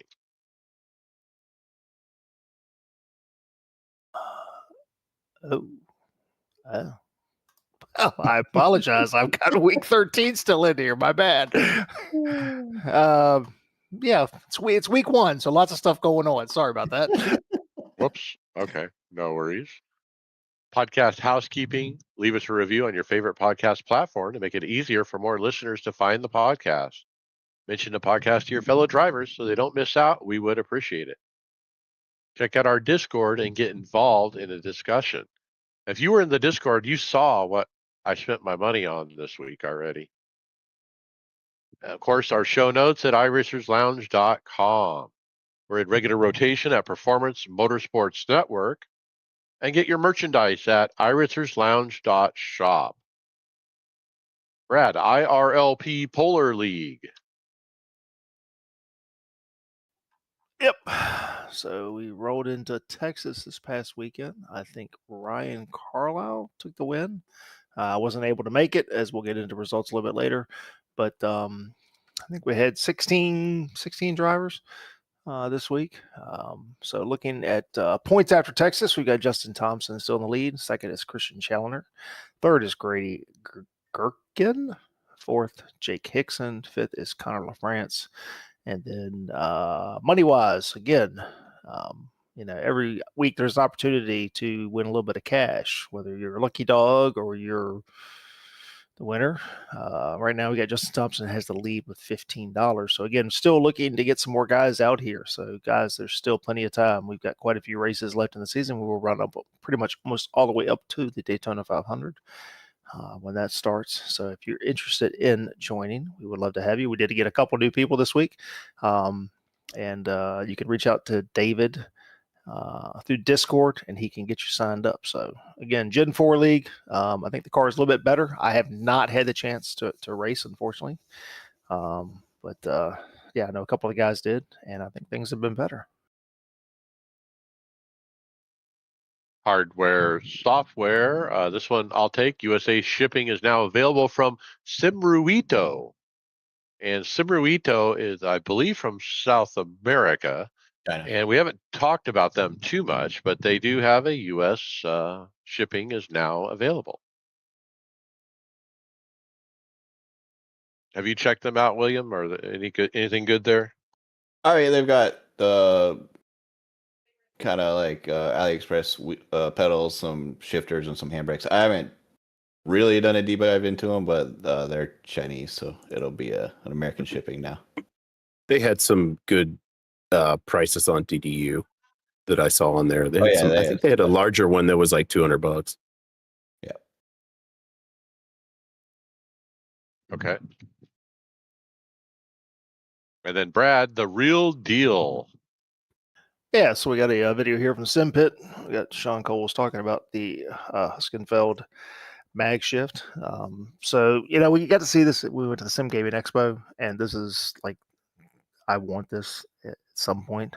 I really want it because I have the Fanatec Club Sport shifter, and it's okay, but it doesn't have the same feel. So when you actually grab this thing and you pull it, you understand how nice and tight it is. So that's some of the stuff that he talks about, the magnetic mechanism. So it does use a patented magnet. It gives a nice, good tactile feel. You do have a couple built-in buttons. So that gives you even more options if you got to assign things. Again, it's from Tuskenfeld. It's built to last forever. I mean, this thing will, this is a buy once thing. It's not going to break. It's not going to it's going to last forever. And if you have an issue, they stand behind everything they do. You can adjust the resistance, which is fantastic. Again, like I said, that nice tactile feel. You can really feel the shift in the gears. So some pros and cons. Again, like I said, pros, the good, bulletproof. It's very durable. You can customize a little bit. Very easy, plug and play. If you have any of the other Huskenfeld, like I've got the pedals, it's easily integrated into their software. Again, some of the not so good is what Sean typically does. The price is $385. It's not cheap. It's loud. I don't care about that. I'm down here by myself. It doesn't bother me a bit. The handle is fixed, so it's tall. That's my only reservation in this thing. It's like 13 inches tall. It's big. But at the end of the day, like he says, it's a professional grade tool. It's built for durability and precision. He would highly recommend it. And like I said, this is on the wish list. At some point, I will own this. I just don't know when. Wait, this is too tall. Okay, look, it's 14 and a half inches, I think, or something. For like that. an American, it's too tall. Now in Europe, when they have a little more rally cars and different things, it might be a more correct, but it just feels wrong to me. It's just too tall. Yeah, but when you grab it and you shift it, when we go back to the Sim Gaming Expo next year, Mike, and they've got it, and you grab that thing and you shift it, you can be like, I need that. It does look good beside the matching handbrake as well. They fit together nice on his rig. I have the Moza sequential shifter. I mean, it's, Moza quality, but it has a nice sound to it. The one thing is, though, you can put a different handle on it and you can adjust it up and down. So I wish they had this because I haven't used this one, but I like this one as well. And I have seen their stuff and how well it's built, but I just don't know that I'd have to rearrange the rig to get it to sit correctly where I could reach around it and do other things. Some things are worth rearranging. Sure, it's very high quality. Huskenveld always makes high quality things, but for me, at that price, I would be looking at other shifters simply because I want something that also functions as an H pattern. Well, we have this discussion perpetually on the show. There's the race cars that use an H pattern shifter are becoming less and less common. So that's I mean I really hardly ever use it. I mean that's just the thing. It's and that's why when I built everything again, I went right back to the Fanatec's Club Sport shifter because I was like, oh, I want to have I can go back and forth. And guess what? Very rarely does it ever get put into H pattern. All right, I got this one. Ace why we're selling. We have an interview with Kareth with Andre Erickson, the CEO of Ace, and he talks about the Chinese company Shunqu and what it means for the future of Ace Sim Sports. Look, the company didn't buy them because they make sim racing equipment. They bought them because of their other business having to do with computer cooling. Especially with the AI boom, with data center boom, and all that kind of stuff.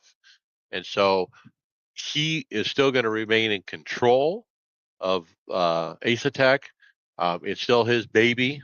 He still has full, decisions and stuff. But yes, he does have to answer to a board of directors on a quarterly basis now, as far as the financials and stuff. He just talks some more about, his vision as a company, his R&D commitment, patents, and what's happening with patent trolls and defending intellectual property. He seems very high on that as well. So he sold to a Chinese company that, well, never mind.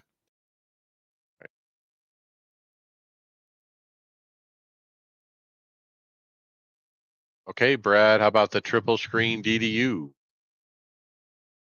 Yeah, this came across the I don't know where this came from, but I saw it, so it's like, you know what, this is interesting. So this is from DSS. Ran across them. So this is a triple tech DSS gauge. So this is triple screen DDU. You got a small, like a portrait. Think about a phone screen, kind of in the middle, and you got two circular, digital gauges, basically. This is pretty cool, I think. Honestly, it's neat, but this would be very specific to just a handful of vehicles. I cannot think of really anything on the sim side that I would use race car wise that would be set up this way. But yeah, it's interesting. So you get dual 3.4-inch round touchscreens, and then you got an optional 4-inch center screen for enhanced immersion. Again, this is would be powered, of course, by SimHub. So if you've got a paid version of SimHub, it'll run at 60 frames per second. They have 32 customizable dashboards that are built in, I guess. So perfect for sim racing, trucking, and drifting. I guess that's where I would probably see this the most uses would be in a trucking sim or drifting. From a race car standpoint, I just can't see where this is going to be super practical. USB powered. So each screen requires their own USB 3.03 port. Ooh, so, ouch.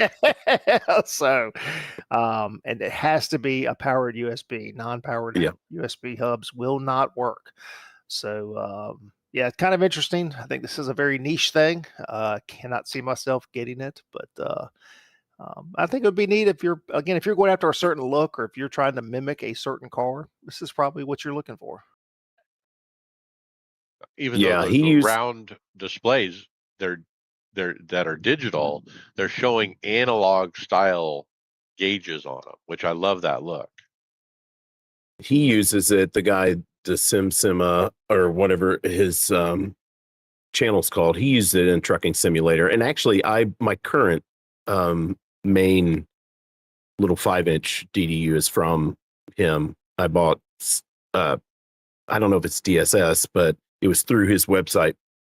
And I've had it, a year plus. It works great. Functions, like you said, at 60 if you get the paid version of SimHub, but I've never had a problem with it.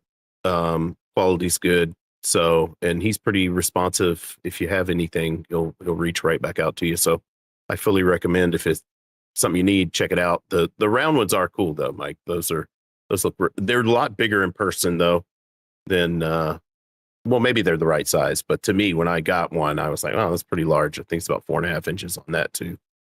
So what do you run? Just attack on it? Yeah, typically.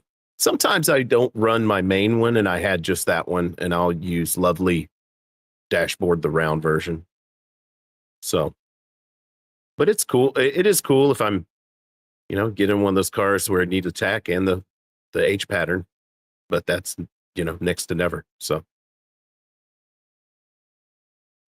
All right, keep going. William, Porsche 992.1 Cup button box. Yeah, so this is from the company EP Lab. I had never heard of them before we put this on the script. I went and looked. They do button boxes and DDUs and shaft extensions and the like.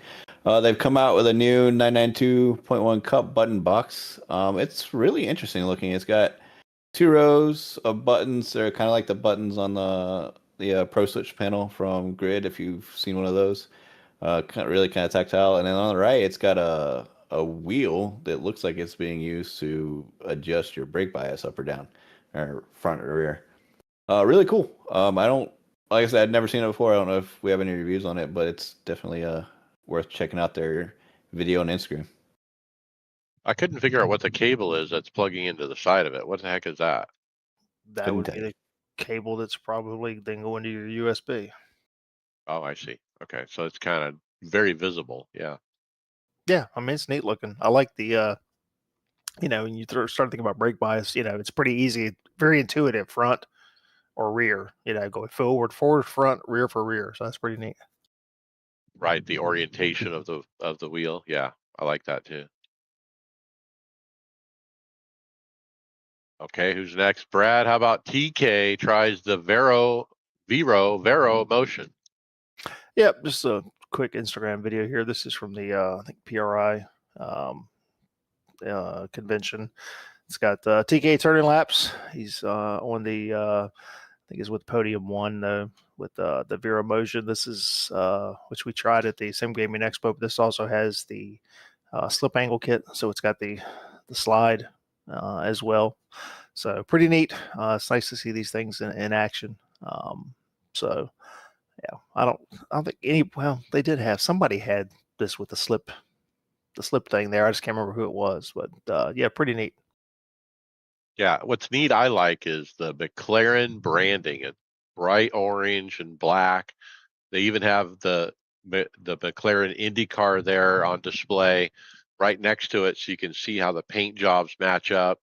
Freaking cool. I mean, Podium 1 has got to be the integrator of the year, the way that they put out these stunning products.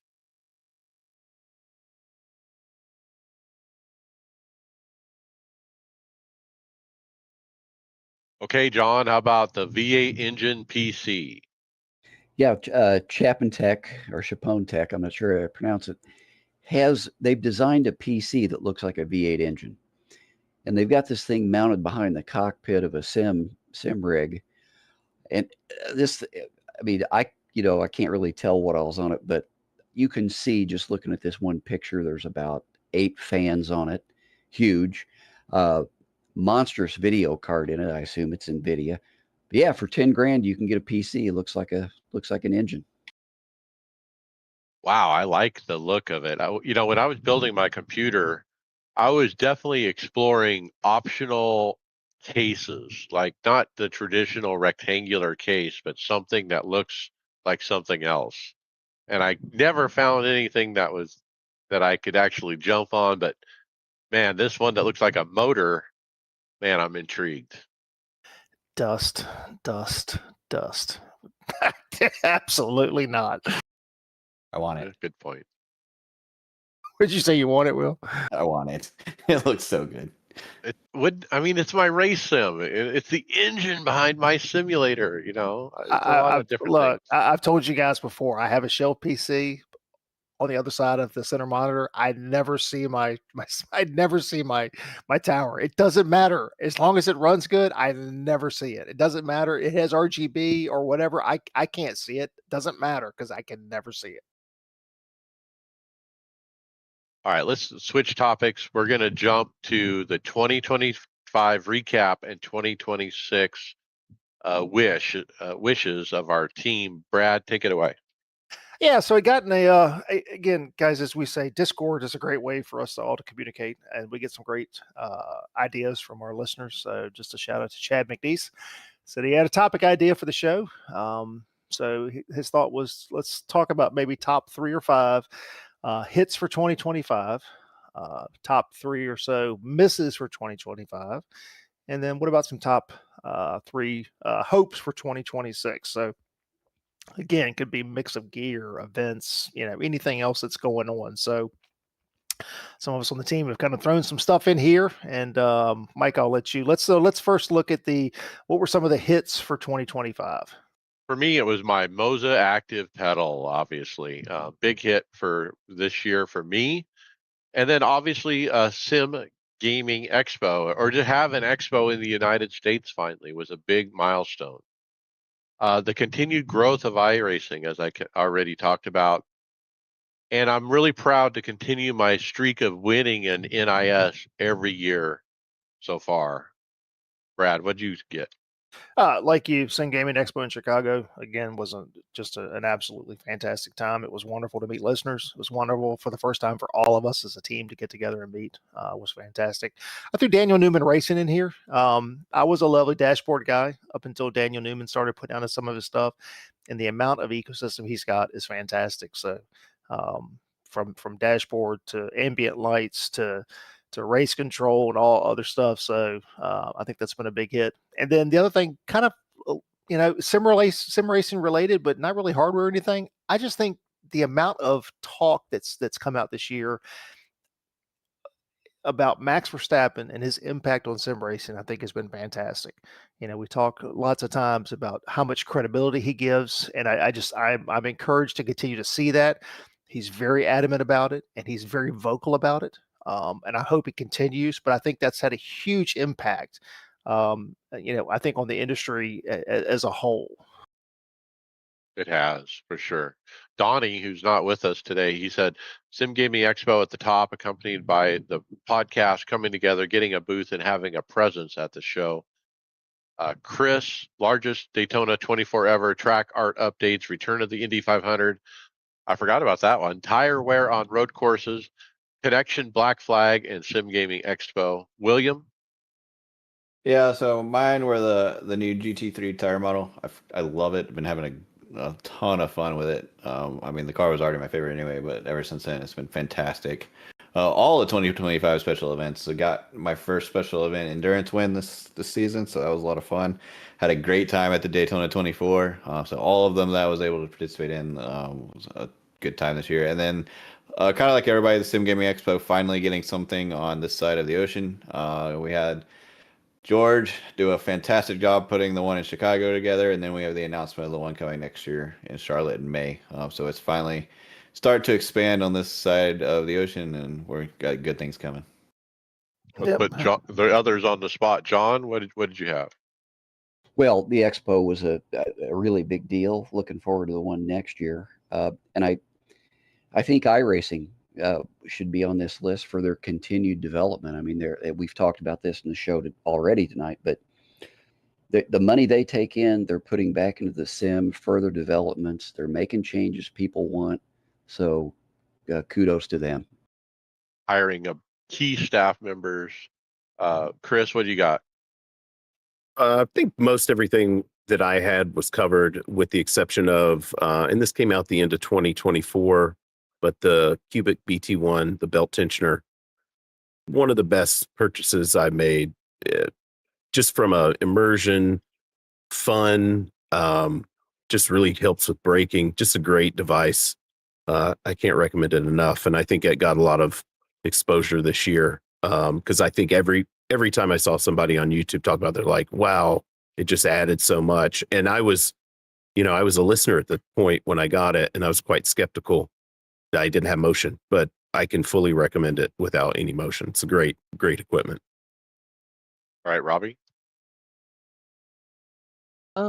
Top hits, probably the addition of Lucas Oil Speedway. Like I said earlier, the dirt road community went 5 years without any content, and they hit us with a banger. I mean, this track really is completely different than any other off-road track that we currently have. It's much harder, but it's also a lot more fun.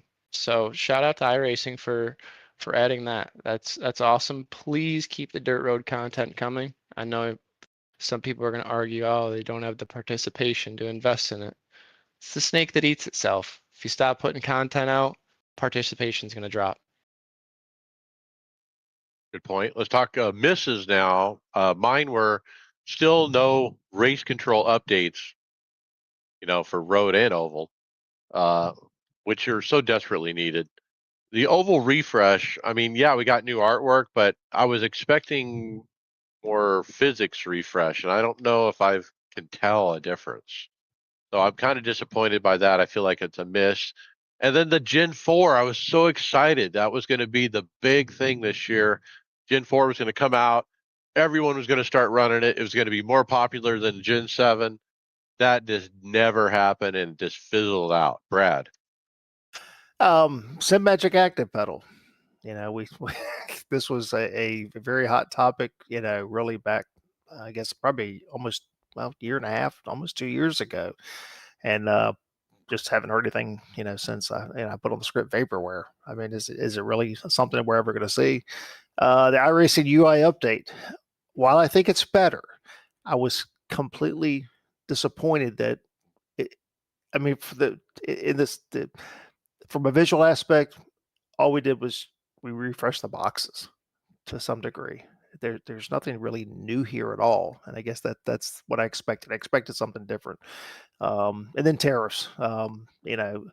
Lots of hardware and stuff comes outside of the U.S. and I understand tariffs, but this is not any issue to get political. But tariffs have caused all kinds of issues for our community. As we discussed, Asetek stopped selling for quite a while to the U.S. because of it. We had other companies did similar things. It's just driven the cost of stuff up quite a bit, even just coming north of the border. So, we're a small community, somewhat large, but still very small. But at the end of the day, there's still a lot of stuff that's just not being made in the U.S. And us in the U.S. have had to pay the penalty on some of that stuff. Okay, some other misses. David said NIS 2025. Donnie said NIS. Don't have much to say about that. iRacing's tentpole series should not be such a shit show. The Gen 4, the car started off awesome until you spent time racing it. This was a typical iRacing release. Release an unproven product to the community and let them have at it. It took iRacing 2 full seasons to make a significant correction to the car.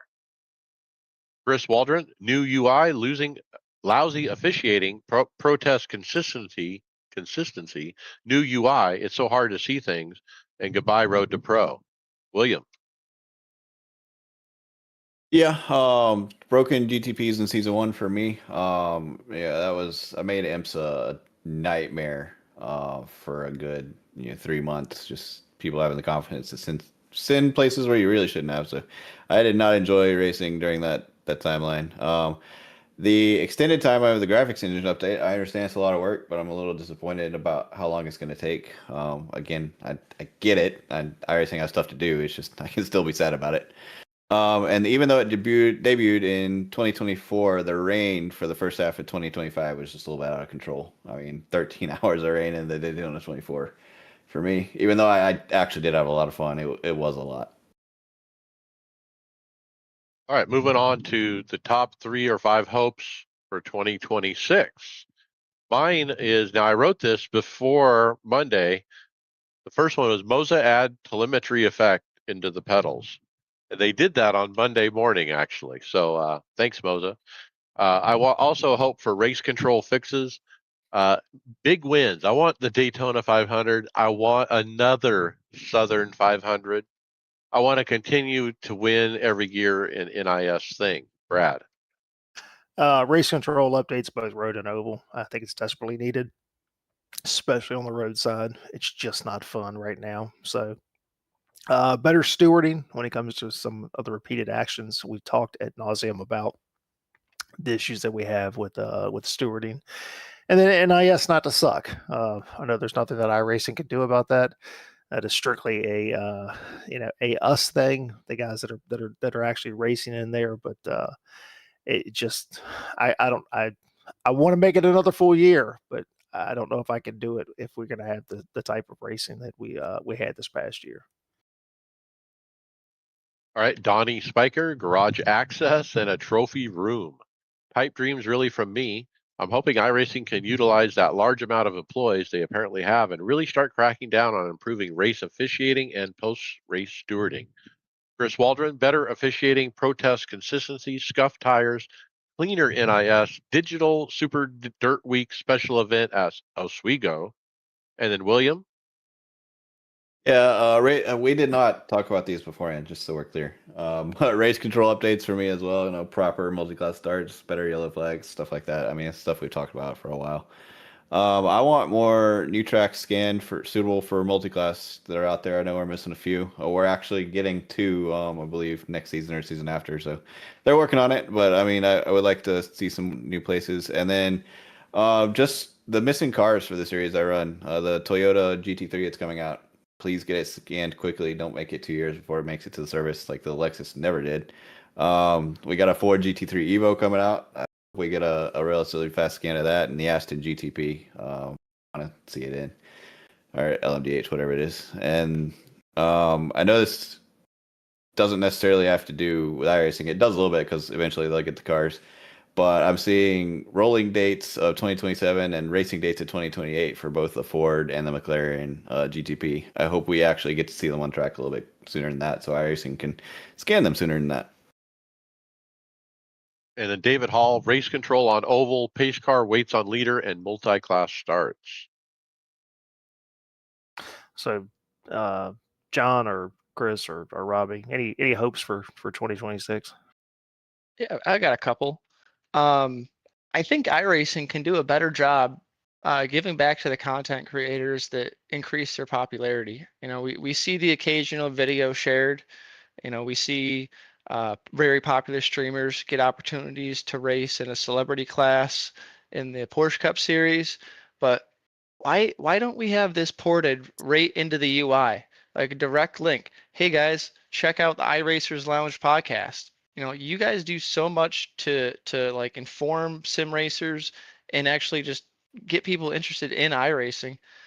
Why is this not like pushed out more by iRacing? Why don't we have a content creator of the week where they're sharing it directly on their social media? You know, there's so much you could do more with that that would give back to these people that aren't getting rich off of, like, you guys aren't getting rich off of this. You do it because you love iRacing and you do a lot for iRacing, and I'd like to see them give more back to you guys. I like it. Yeah, I do. I appreciate that No a lot. arguments here. You know, one of the things that we ran into at the Sim Gaming Expo was how many times, Mike, did we get asked about how do you guys monetize what you're doing? And I'm like, we don't. We don't. We do this because we just enjoy it. I mean, and people were floored that we're not looking to monetize or do anything out of this other than we just do it because we like it.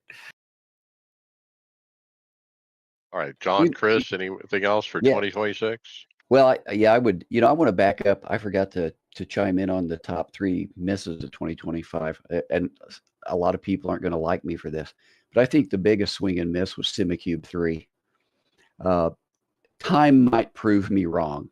I understand it's a good base and the reviews are good, but I just think they missed so much with that. I was really disappointed. As far as what I would like to see for 2026, it's in the hardware arena. I would love to see somebody come out with a usable, useful button box and 14-inch oval wheel. I've been looking for months, and I'll tell you, it's harder than you think to find oval equipment like that. So I wish somebody would come out with it. Check Gomez. They got a nice button box that is designed to go with an oval rim. I think Tom might have got it actually. I've got one more thing. The iRacing puts out information and videos. We covered one today that was about how to create, a replay the correct way or whatnot. Why do we not have in giant bold letters, if this is your first week 13, click here? There's so many people that are still uninformed about what week 13 is, and actually have a video breaking down exactly what it is right there in the UI when you open up iRacing, so you're not confused and making a Facebook post asking complete strangers what the heck is going on. And then there's so much other stuff too, like I brought up about how, sure, you can fast track your way back up to A, but make a video explaining to the new people on iRacing the advantages of just sticking around in D class and rookie class and learning and how it's okay to make mistakes. They could do a lot more with informational videos.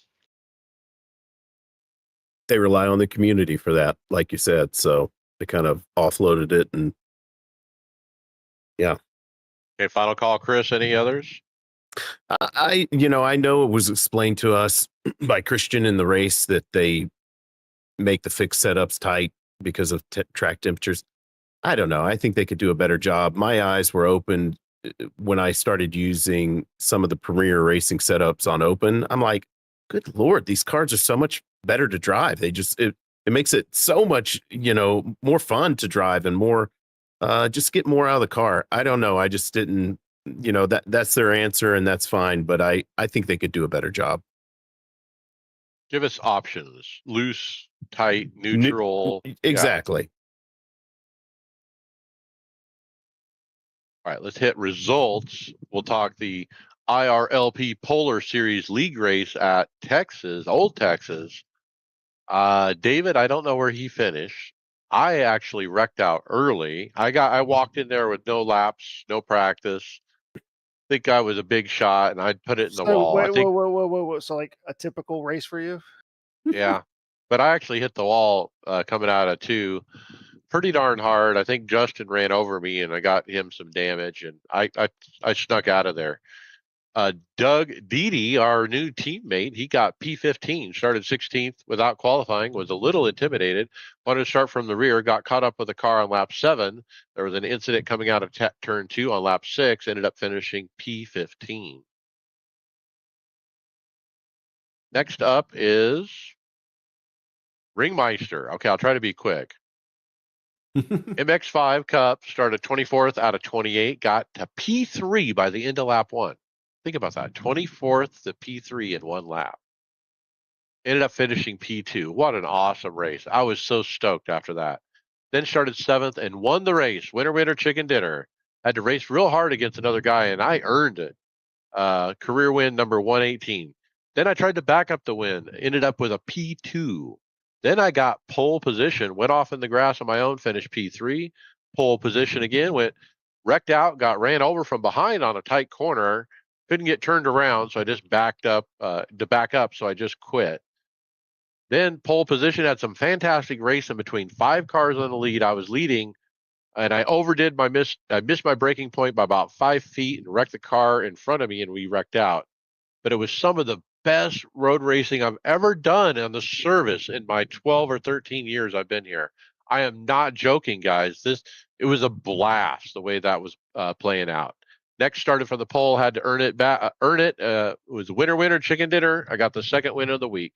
Next, started pole again, wrecked out from second in the slow hair from behind in the slow hairpin corner DNF, and then again pole position, winner, chicken dinner.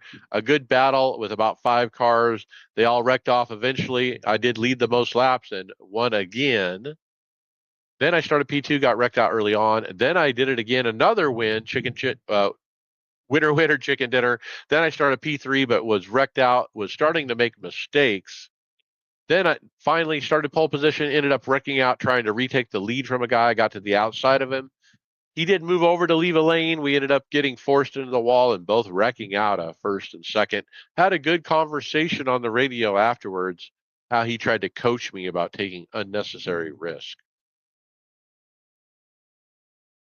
Changing to VIR with the same car, the MX5 Cup, I started P1 and finished P6 at the VIR North course. Tried again, started 10th out of 12 and finished P8. Not a great race. I was kind of all over the place. Grassroots Racing, William, P1. Whoa.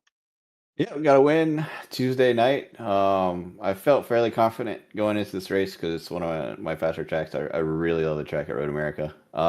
Qualified on a pole, led wire to wire. Oh, I guess that's not technically true. I think there was a pit stop cycle where I didn't lead a lap, but during the race, I was out front. Got it up to about a second on the first lap.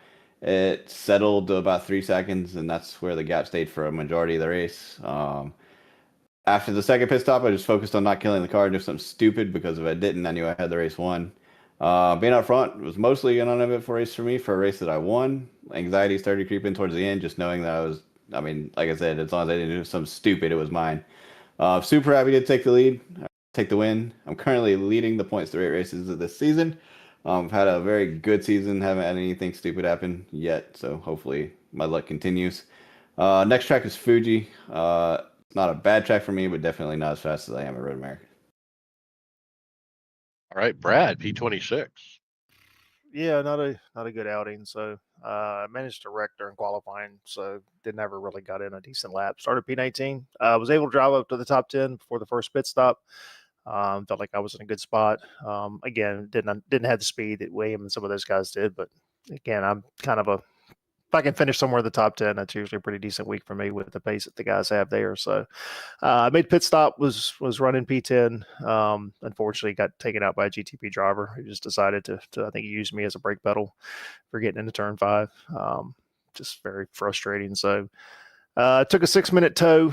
Yes, we have a fast repair in that, but 6-minute tow, and I wasn't going to drive around for the next hour sitting in P26. So there was no point. So yeah, my race was done. So just a very, very frustrating night. And then we move on to the special RFK Holiday Showdown. Yeah, so I've ran this the last 2 years, and this year wasn't as fun. So started P12, ended up P30. So managed to drive up to the top 8. Got collected in the first wreck, early wreck. So they had one fast repair. Used that, and then I think I restarted probably, I don't know, 24th or something. Drove all the way back up to the top 10, only to get wrecked again. So as I said, the event's been real fun the last 2 years. But the first 2 years they did it, they just took basically they had a couple celebrity guys or whatever you want to say, some invites in there. And then they took whoever else applied. So it was one race. It was broadcast. It was a lot of fun. But then this year they added a second split and a third split, which were not broadcasted. And there was iRacing credits for the top 3. So it basically just turned into a typical NIS race. It's a 100-lap race. By lap 25, we had 4 yellows. I was taken out in the 7th caution, which is on lap 44. They ended up with 14 yellows. So at the end of the day, I'm kind of glad I got wrecked out. But I wanted to talk more about the fixed setup. I don't race fixed setups, and I remember why. My gosh, at Michigan, it's horrible. I mean, literally, you run 12 laps and your right front's at 80%. It's just, come on. At some point, we need to fix the fixed setups. There's no reason to have them this tight. It's just, come on. It just make them at least neutral. They don't need to be that tight. Get them neutral. So yeah, kind of disappointed on how this one played out. So just not a fun night. Okay, other racing I ran, hosted Chris McGuire, Pro Mazdas at Michigan, wrecked out. Then Gen 5 at Talladega, qualified at 8 out of 40, wrecked out. Then Trucks at Daytona, wrecked out. Then the MX5 Cup at Oran Park, started P20, finished P9 after getting in a couple of different incidents. Then Pickup Cup at Daytona, it was winner, winner, chicken dinner.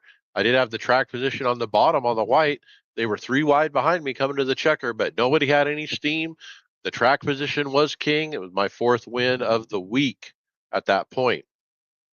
Final thoughts, Brad Wren. So just kind of looking back at the year as a whole, I think it's been a good year for iRacing. I think it's been a great year for the podcast. We've added a few guys throughout the year. William, we added Chris as well. So it was super fun in September to get to meet everybody. For those of us that got to the expo, it's as we've said over and over again, the racing is one part of it, but the best part of us doing this is it's the group of guys that we get to hang around with and we get to race with. We're from all over the country and even outside the country, and we met in September, and it was like we'd known each other forever. We just had never met, and it was the most fun that I've had in a long time. So, looking forward to 2026. I think we should set goals to some degree. And I have in the past, but I haven't written them down. So I wrote them down this year, and that way I can kind of look back at them and see where things end up. Um, you know, uh, got some things I want to try to get done over the next year. William and Will Weaver and I are going to run mech. The goal there is just to try to get a podium finish. I think we can. Guys are super quick. I'm the slow guy on the team, so I just got to make sure that I can get my speed up a little bit and keep the car clean. We've all talked about just trying to get our rating up a little bit. Want to get my oval up to about to about 4. I'd like to try to get to 4K. If I can get to 3.5, I think I'd be good. But I could get to 3.5 pretty easy. So I want to try to get to 4K. I'd like to get my road up to 3K. That's a hefty goal because that one just stalls periodically. But I hope that NIS is better this year. I would like to run the entire thing and not be so frustrated that I want to kill people. It's been a good year. I'm excited for what's going to happen in 2026. Excited for the podcast. Super excited that a bunch of us will plan to go back to Chicago again. And I can't wait to see everybody and to see listeners. And it's been good. It's been a very, very good year, I think, for the sim community. And I think the best is probably yet to come. And can you mention our release schedule over the holidays here, Brad? We're going to skip 2 weeks, right? Yep. So we're going to take off Christmas week and we're going to take off New Year's, both of them fall on the Thursday. So we're going to take a little break. It's been a very busy year for us as a group. So listeners, you'll have a time to do some more time racing. But at the end of the day, it's the holidays. Take a break. Spend some time with your family. We do this stuff every single night. And there's other people in the house that you probably ought to pay a little attention to. I know I need to as well. That's how you get the ability to buy stuff, right? Is if you pay attention to them. Yeah, so then she lets me go to Chicago. All right, Greg Hectus, you're back. Final thought? It's been a year. It's been not the best sim racing year for me, but it's been a trying year. But we're gonna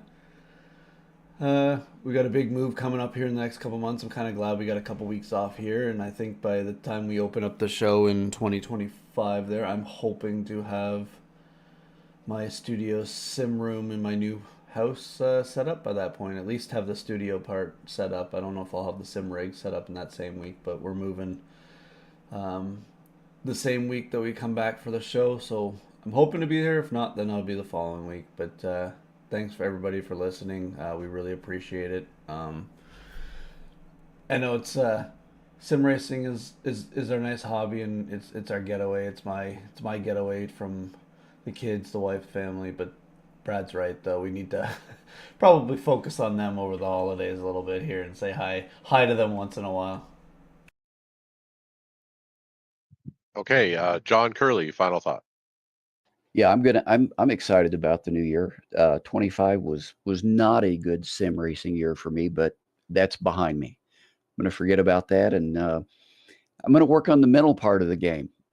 Like the video that Jaxer put out. I got to start developing, and am going to develop a race-winning, positive attitude.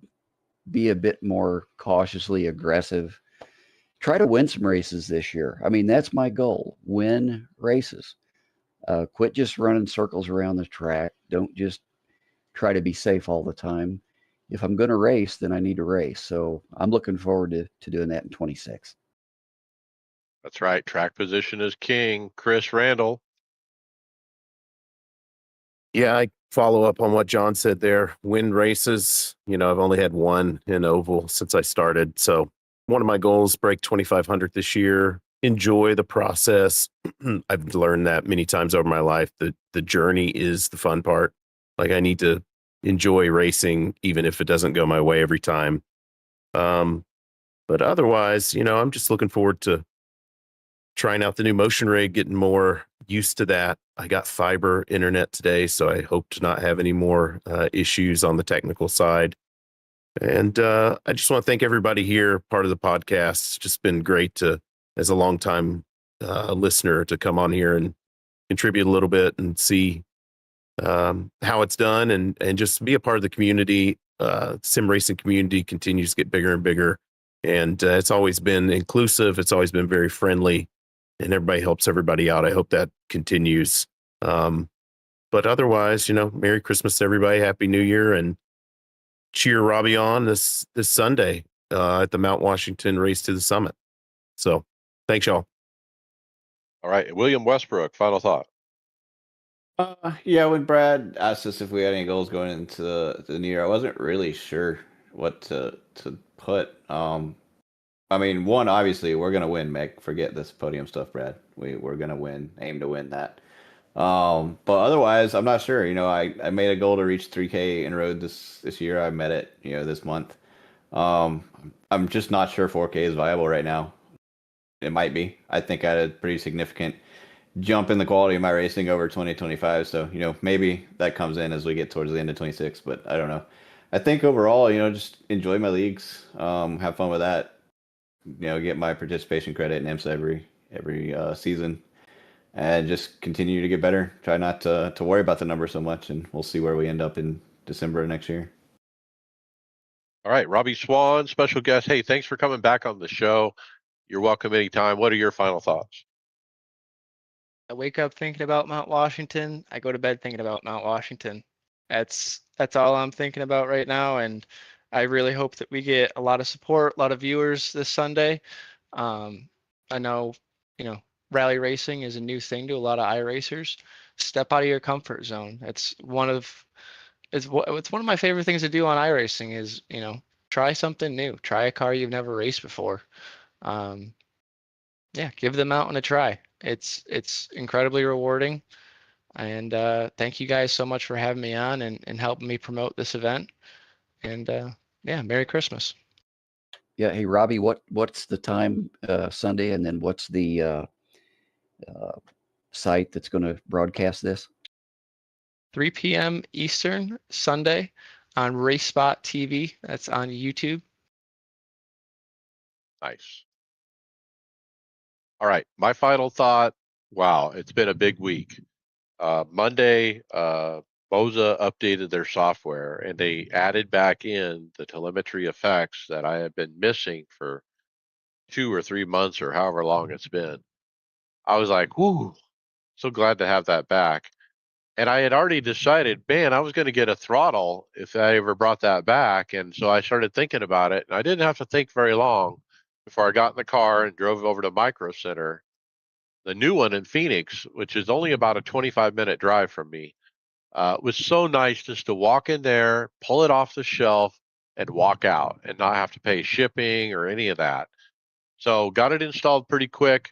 It is living up to expectations. I was pleasantly surprised. Yeah, there's a few bugs here and there, but it's filling the need that I expected it to. Look, it's not the same as having a haptic bolted onto your pedal. This thing is pushing back at your foot, okay? When you hit the ABS and when you shift the gear and you do all these different things. Just incredible. The other thing I ended up having to buy was I got these massive power supplies for the wheelbase and now 2 different pedals, 3 power supplies. I have nowhere to put them. So I went to Sim Sport Gadget per Brad's idea to get some mounts. And so I ordered those and those are on the way. I'm going to mount them on the side of the rig somehow.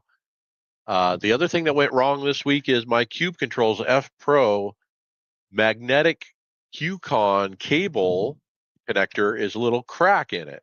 And so every time I left pit road at Daytona and turned sharp left, it would disconnect the USB and I would have no paddles anymore. So I had to order a new cable. I ended up ordering from Apavie and got it quickly. I actually got it today. I ordered it on Monday. So quick turnaround. Really pleased with Apavie. The first time I bought from them, but they definitely provided the product I needed. It wasn't cheap. It was like $60. And with that, we'll see you on the track later.